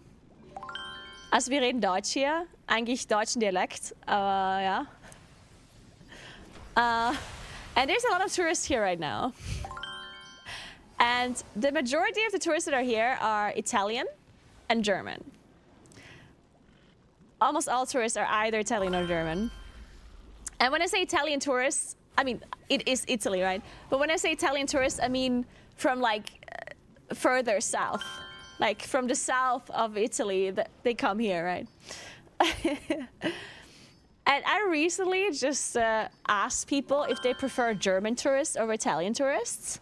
And almost everyone agrees that they prefer German tourists because they have a little bit more manners than Italians. Italians feel like a lot of Italians, obviously I'm generalizing here, but sometimes when Italians walk into like a restaurant or into a bar, it almost feels like they think they own the place and that the bartenders are only responsible for them. And Germans are a little bit more considerate, usually. And, I mean, Germans also they tip more, which to be fair is more of a cultural thing. Like, if you're not used to tipping, then you're not tipping, right? I think that's, so I'm not faulting the Italians for not tipping if they're not used to it, right? So they don't do it. If I don't learn to tip a bartender, I'm not gonna do it, right? So it's not about that. But it's also that Germans are like more appreciative of like service people, generally, at least from my experience. They're a little bit nicer to like bartenders and waiters, and you know they like respect their time a bit more, and they thank them afterwards if they you know did a good job or whatever. And sometimes Italians can be a little bit like. They can walk in and be like, oh, I am the most important person here. Like, you serve me. The one thing that Germans do, though, which people complain so much about it, is that Germans 100% stick to, like, traffic rules, like exactly, you know. And here where I live, people, when they drive here, it's a little bit like, I don't want to say that people are bad at driving here, but you know, it's like mountain roads, and sometimes there's a sign with like a speed limit, and it's more of a suggestion, you know. It's like consider driving with the speeds, you know. It's not really like you don't have to, you know. But Germans, they are like very organized and very like yeah, what is it called? Like, what's the word I'm looking for?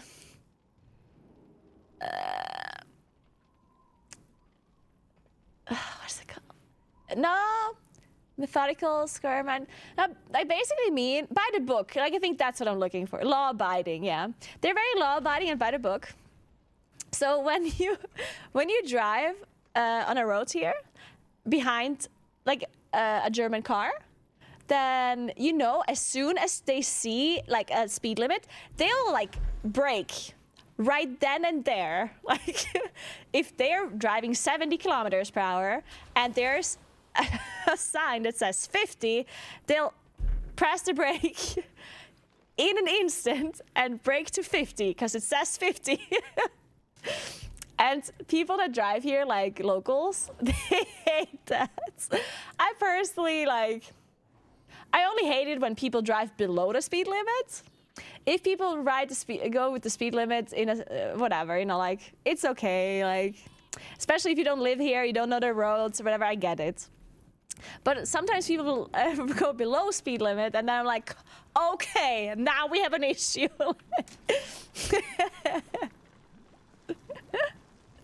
They're robotic, yes, sometimes.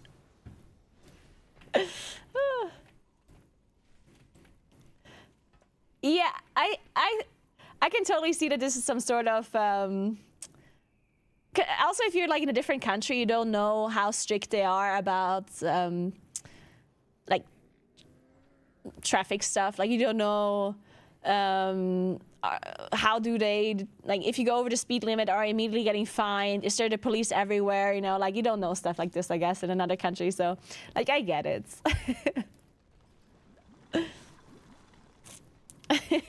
Road rage. But only on vacation. Driving here in Germany is like Formula One. Well, I mean, weird actually, because in Germany everyone drives around 10 kilometers above limit. Well, 10 kilometers above limit makes sense, right? I don't know why people don't do that here, like the Germans. It's possible that they really don't know how the rules are in a different country, and that's why they're sticking to it, which, again, kind of does make sense when you think about it. Because, yeah, some countries have this rule that if you're not over, like, a certain amount, then, you know, it doesn't matter. Like, you have some leeway. And it, oh, yeah, and it also doesn't cost very much if you're only a little bit over. Yeah. It's also funny because in Italy, you actually pay a decent amount if you're speeding. If they catch you speeding, you pay a decent amount. But in Austria, it's, like, very cheap in comparison. So, a lot of South Tyroleans, whenever they go to Austria, because we live right at the border, right? So, whenever we're in Austria, people just kind of drive. However, because, I mean, obviously not however, but in Austria, you pay very little for, like, being a little bit above the speed limit in comparison.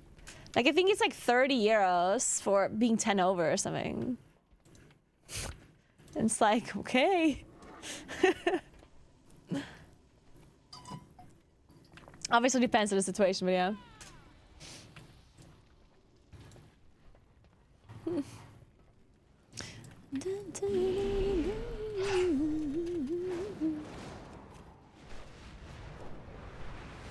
Yeah, in Italy penalties are really high, that's true. It's just that we know where, like, I've actually never gotten a penalty in Italy. I've gotten 2 penalties from Austria. Which is good. Because obviously we'd be paying more if it was in Italy.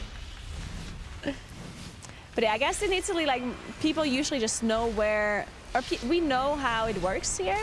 Like, it does happen that the police is, like, on the side of the road with, like, a manual, what's it called? Like, this machine that like, measures your speed. Like, sometimes people, like, the police stands on the side of the road and stops you. Like a speed gun or whatever. But that almost never happens. Usually we have these, like, orange kind of speed, like, measure things that are on the side of the road, but they're not turned on. And I think a lot of people don't know that. So we have these, like, fixed kind of, it basically is just like an orange thing on the side of the road, and it says the speed limit on it, and it's supposed to measure your speed, and it's supposed to give you a fine if you're over it, but only when they're there. So the way it works in Italy is that the police has to be present, as far as I understand. They cannot just put, like, an automated kind of, like, speed tracker in the things without being there themselves. So the police has to be there, then they manually put the speed tracker into the orange thing, and they're standing close by. I don't know why the rule is like that. I think it's mainly because, you know, like, that no one's manipulating it, or that they're there as well, like, witnesses or whatever. It's also possible that this is not true. I'm only saying the things that people are telling me. But I've also never gotten, like, there must be some form of rule like this. I'm not saying, like, I don't know if this rule is the one that is true, but there has to be some sort of rule where they can only use it at certain times or whatever. Because I swear to God, I've never ever seen one of these things in there at like weird times, like during the night or something. Never. It's always like during their working hours. So, I don't know, like maybe they have to drive there manually and put it in and they just don't do it during weird hours.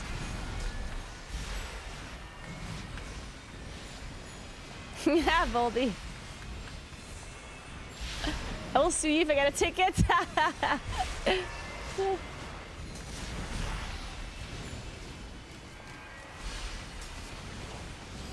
In any case, speed cameras are mostly always on. Speed pass get banged. Oh, yeah, I think in Austria, at least the ones on like the highway are almost always on too, yes. But yeah, in Italy, the ones on the side, like they're almost never on. We have a lot of them. Like here, for example, in my small town, there are, I think there's 3. And we have like 3 roads. Like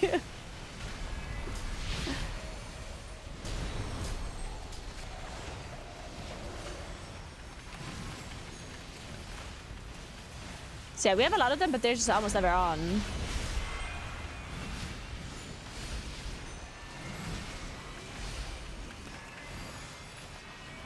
Do they need photos of your 2 plates or just 1? Probably just 1. I mean, we have the same plate back and forth, right? So I would assume just 1.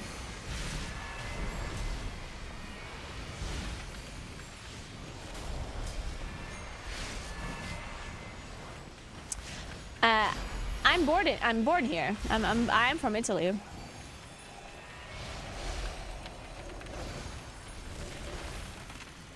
Ich bin von Südtirol, weißt du, wo die Leute eigentlich Deutsch reden, aber nicht wirklich Deutsch. Es klingt mehr als wie Schweizerisch und die Leute fragen auch, ob ich von der Schweiz bin. Und die richtigen Deutschen verstehen mich nicht. Und die Italiener verstehen mich nicht. Das ist ein Land. Es ist wie es ist.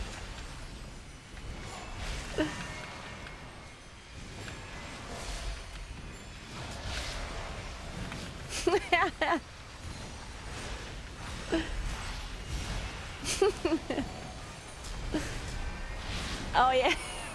I'm summoning a demon. I'm a warlock main now.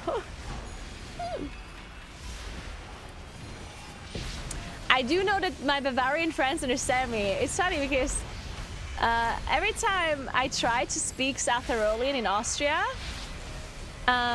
there's some parts that understand me pretty well. And as soon as you go like east to the eastern side of Austria, they don't understand me. But if I go like the western side of Austria, they understand me really well, usually. And they also understand me in Bavaria too. But the rest of Germany, usually a little bit of a struggle.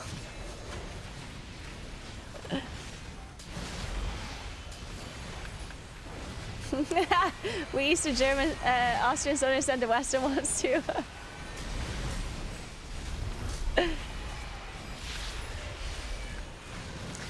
I can speak Italian if I have to. I don't speak Italian on stream though. Unless I have to.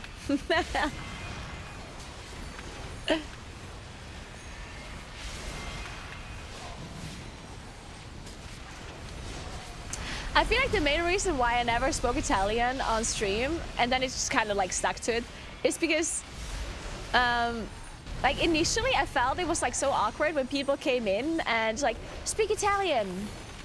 Like, I always thought it was like this weird thing where like I'm this monkey and they just like, oh, speak Italian, speak this language, speak the other language. And I was like, no. No, I don't feel like speaking. Why? Like, I usually never did it either when people say, oh, speak German, speak German. Then I also don't speak German, right? Like, it's kind of like out of principle, because Like, I'm talking about something, and then someone comes in and speaks German. It's like, I'm having a discussion right now. But if someone comes in and says something in German to me, or in chat, I mean, or if someone says something in South Tyrolean or whatever, then I will answer sometimes in the language. Not always. Sometimes I will, if they ask a question about the game, then sometimes I will also just answer in English so everyone else will understand too. But sometimes if I feel like it, I'll just answer in whatever language they were asking, right? Chap Naguura jump.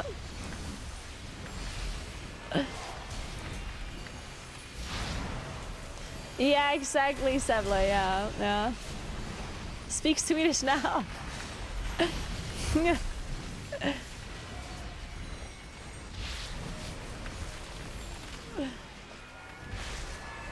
Also, I never knew what to say either. Like, that's another thing, right? Like, when someone says, speak German, then I'm like, what do you, like, what should I even say in German, you know? If you ask me a question in the language, then I can answer in the language, and it's like so much easier.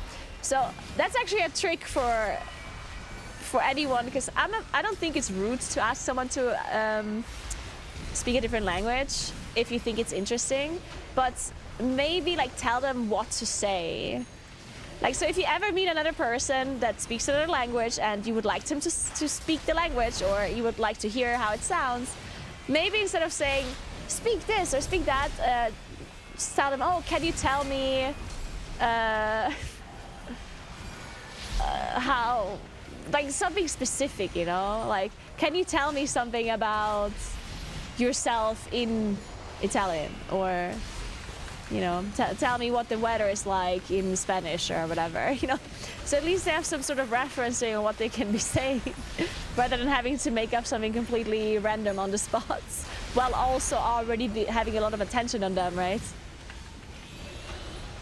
Because it's really uncomfortable when someone goes like, "I speak this language," and then everyone looks at you. It's like, and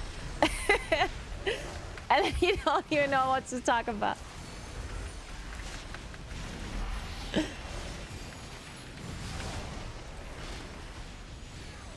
What's your phone number in German?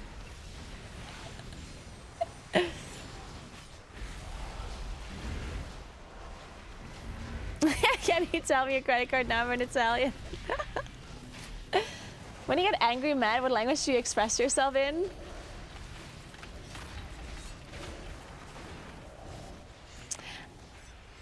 I mean, I don't often get angry or mad, actually. But maybe you just mean swear words?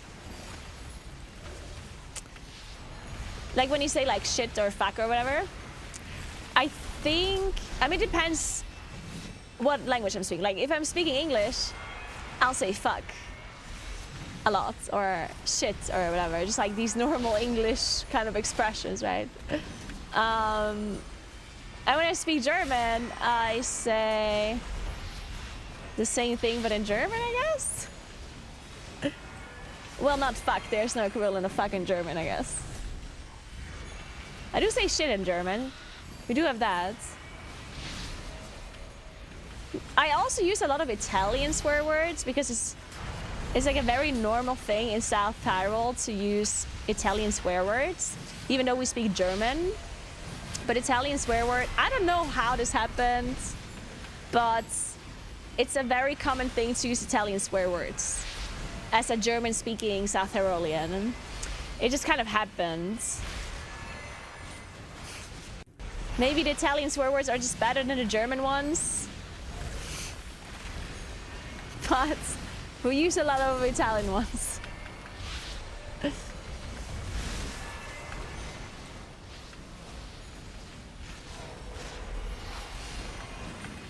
Exactly, Gilly.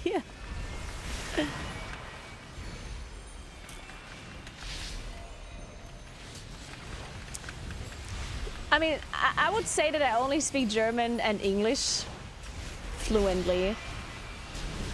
I don't think you can consider my Italian fluent.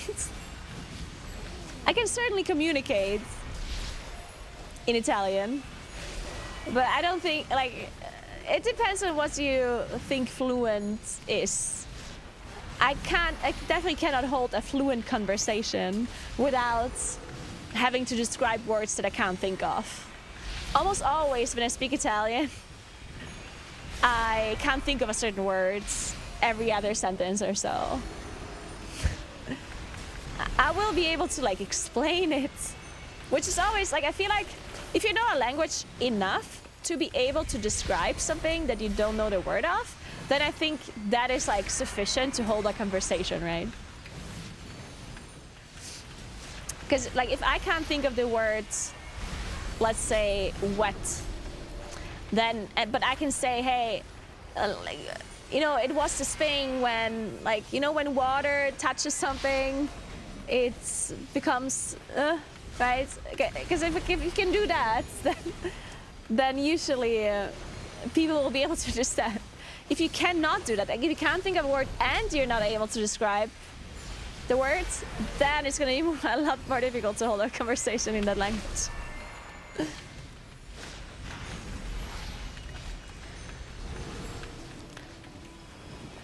Do Italians and the rest of the country think you guys are weird? Most of them, probably, yeah.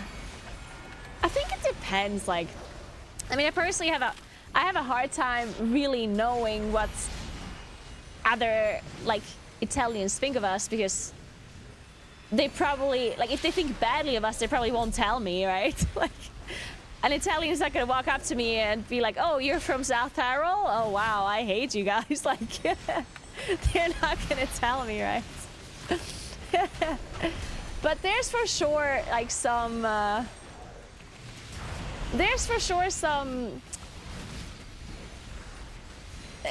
don't want to call it hatred, but I think some Italians are upset about like us not like accepting or not adapting to the Italian culture at all. Because obviously, I mean, we're Italian citizens, but we're German speaking, most of us. And we also, not only do we speak a different language as our first language, we also have like different traditions, right? Because we obviously, like the reason why we're part of Italy is because after the First World War, they had to give part of Austria to Italy. So most of our traditions come from, obviously most traditions in general come from a long time ago. And a lot of our traditions from a long time ago are just Tyrolean traditions, which are Austrian, German traditions, right? So, I mean, that's just how it is. You can't like one day like stop traditions and adapt new ones. Like, that's just not how society works, right? But I do think some Italians are a little bit upset about. Well, to be fair, you do also have to say that a lot of South Tyroleans are really anti-Italy, yeah, which is a big problem. Like, thanks for 74 months, Chicken. What's up? Like, there's quite a lot of South Tyroleans that would, in an instant, join like Austria again, and they would never look back. Like, if they could choose, hey, do you want to be part of Austria or Italy? They would choose Austria like immediately, and they also like kind of hate being part of Italy. Partially, I think a lot of people that have this mentality, this like, oh, I want to be part of, or I hate Italy. I think a lot of the people that think this way are honestly a little bit like, it was probably passed on to them by like previous generations. Because obviously during fascism, South Tyrol was treated really badly by the Italian fascists, right? Basically, what happened was that they tried to force Italian culture and Italian language on us. And when I say us, I mean obviously people that lived here previously. So, you know, they renamed people to Italian names, they renamed town names to Italian names, they basically forbid people to speak German. They were not allowed to sing German songs. They were not, you know, it was fascism, right? So it was obviously fucked up. And understandably, people from those previous generations, they had a hatred towards Italy after what had happened to them, right? Now the generations, or like people like me that live here now, that didn't happen to me. And it didn't happen to like my parents. But some people still feel this way, this hatred towards Italy, and I think a lot of it comes from like the older generations, like passing down these kind of like feelings towards Italians to their children, you know. So even though they were justified in their feelings back then, they passed it on to other generations.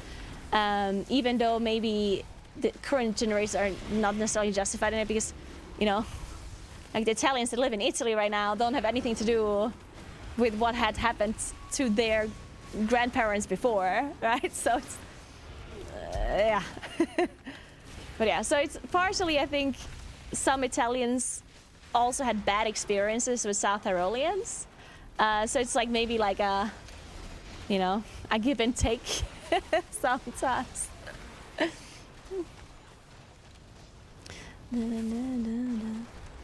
Oh shit, I have to leave.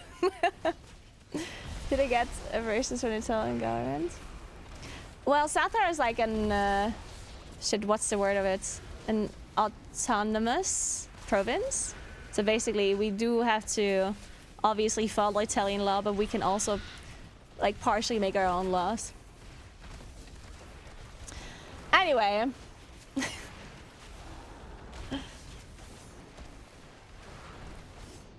Still to blame for what the Vikings did.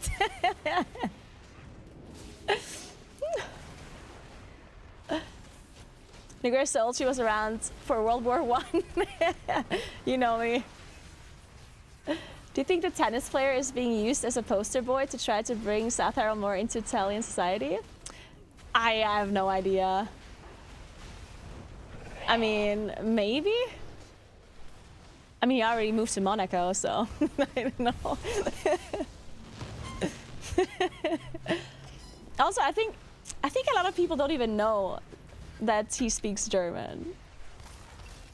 Like, if you would ask a bunch of people, I think they might not even know. So, I'm not sure if that's helping. Anyway, I'm leaving. Thank you very much for hanging out. I appreciate you as always. Remember to follow my stream. So, I'm not sure if I stream tomorrow. Maybe. If I stream tomorrow, I'll do a real life... Wait. So if I stream tomorrow, I'll do a cooking stream and then potentially a walking stream. Yeah, that's what it's called. Where I'm walking from my apartment to my office here. And then once I'm here, I'm doing a normal WoW stream. Probably playing some beta dungeons or something. I was considering trying out Once Human because Kuros told me about it. But I'm not sure about it yet. But I might also just take tomorrow off. I will let you know. If I take tomorrow off, then I will do that thing that I just set on Thursday. So either way, there will probably be like a cooking stream and a IRL testing stream. I'm gonna try to test out like this kind of setup where I stream my phone's POV to my OBS PC as like a server thing, and it's all sorts of complicated, but maybe I'll figure it out. I want to give it a try at least, because if that works, that would be really cool, and then I can do more IRL streams. And then the possibilities are endless. Alright. That's it. Thank you very much for watching. Remember to follow my stream. Check out my YouTube channel. I post stuff there all the time. Check out my Instagram. I post stuff there whenever I'm not streaming usually. And Reels. I even have a TikTok. Follow me there too.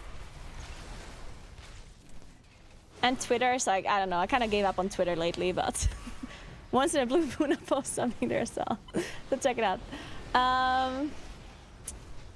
Let me host someone new real quick before I leave, and then I'm gone. Who do you want to watch?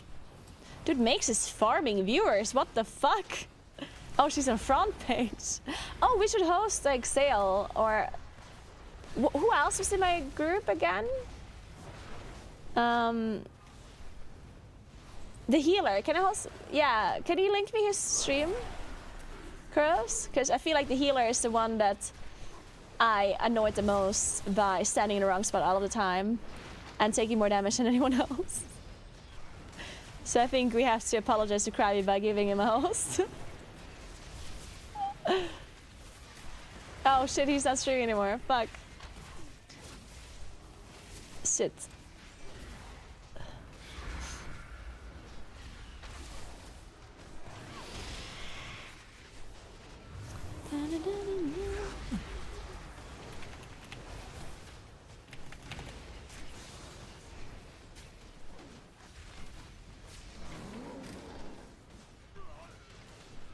Yeah, I'll host Bittersweet. Let's go.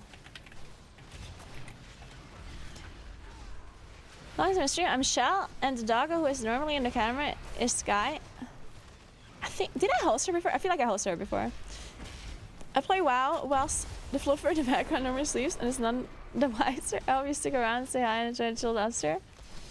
I did host her before, right? Yeah. Hey, Johnny, what's up? Fuck you, then. Well, fuck you for joining my stream so late. Ah, this is a nice doggo. Look at that. Look at that boy. Aww. Aww, what a cutie pie. Alright. Have fun watching Shell, and I see you guys maybe tomorrow, maybe Thursday. Who knows? Have a good one. Bye.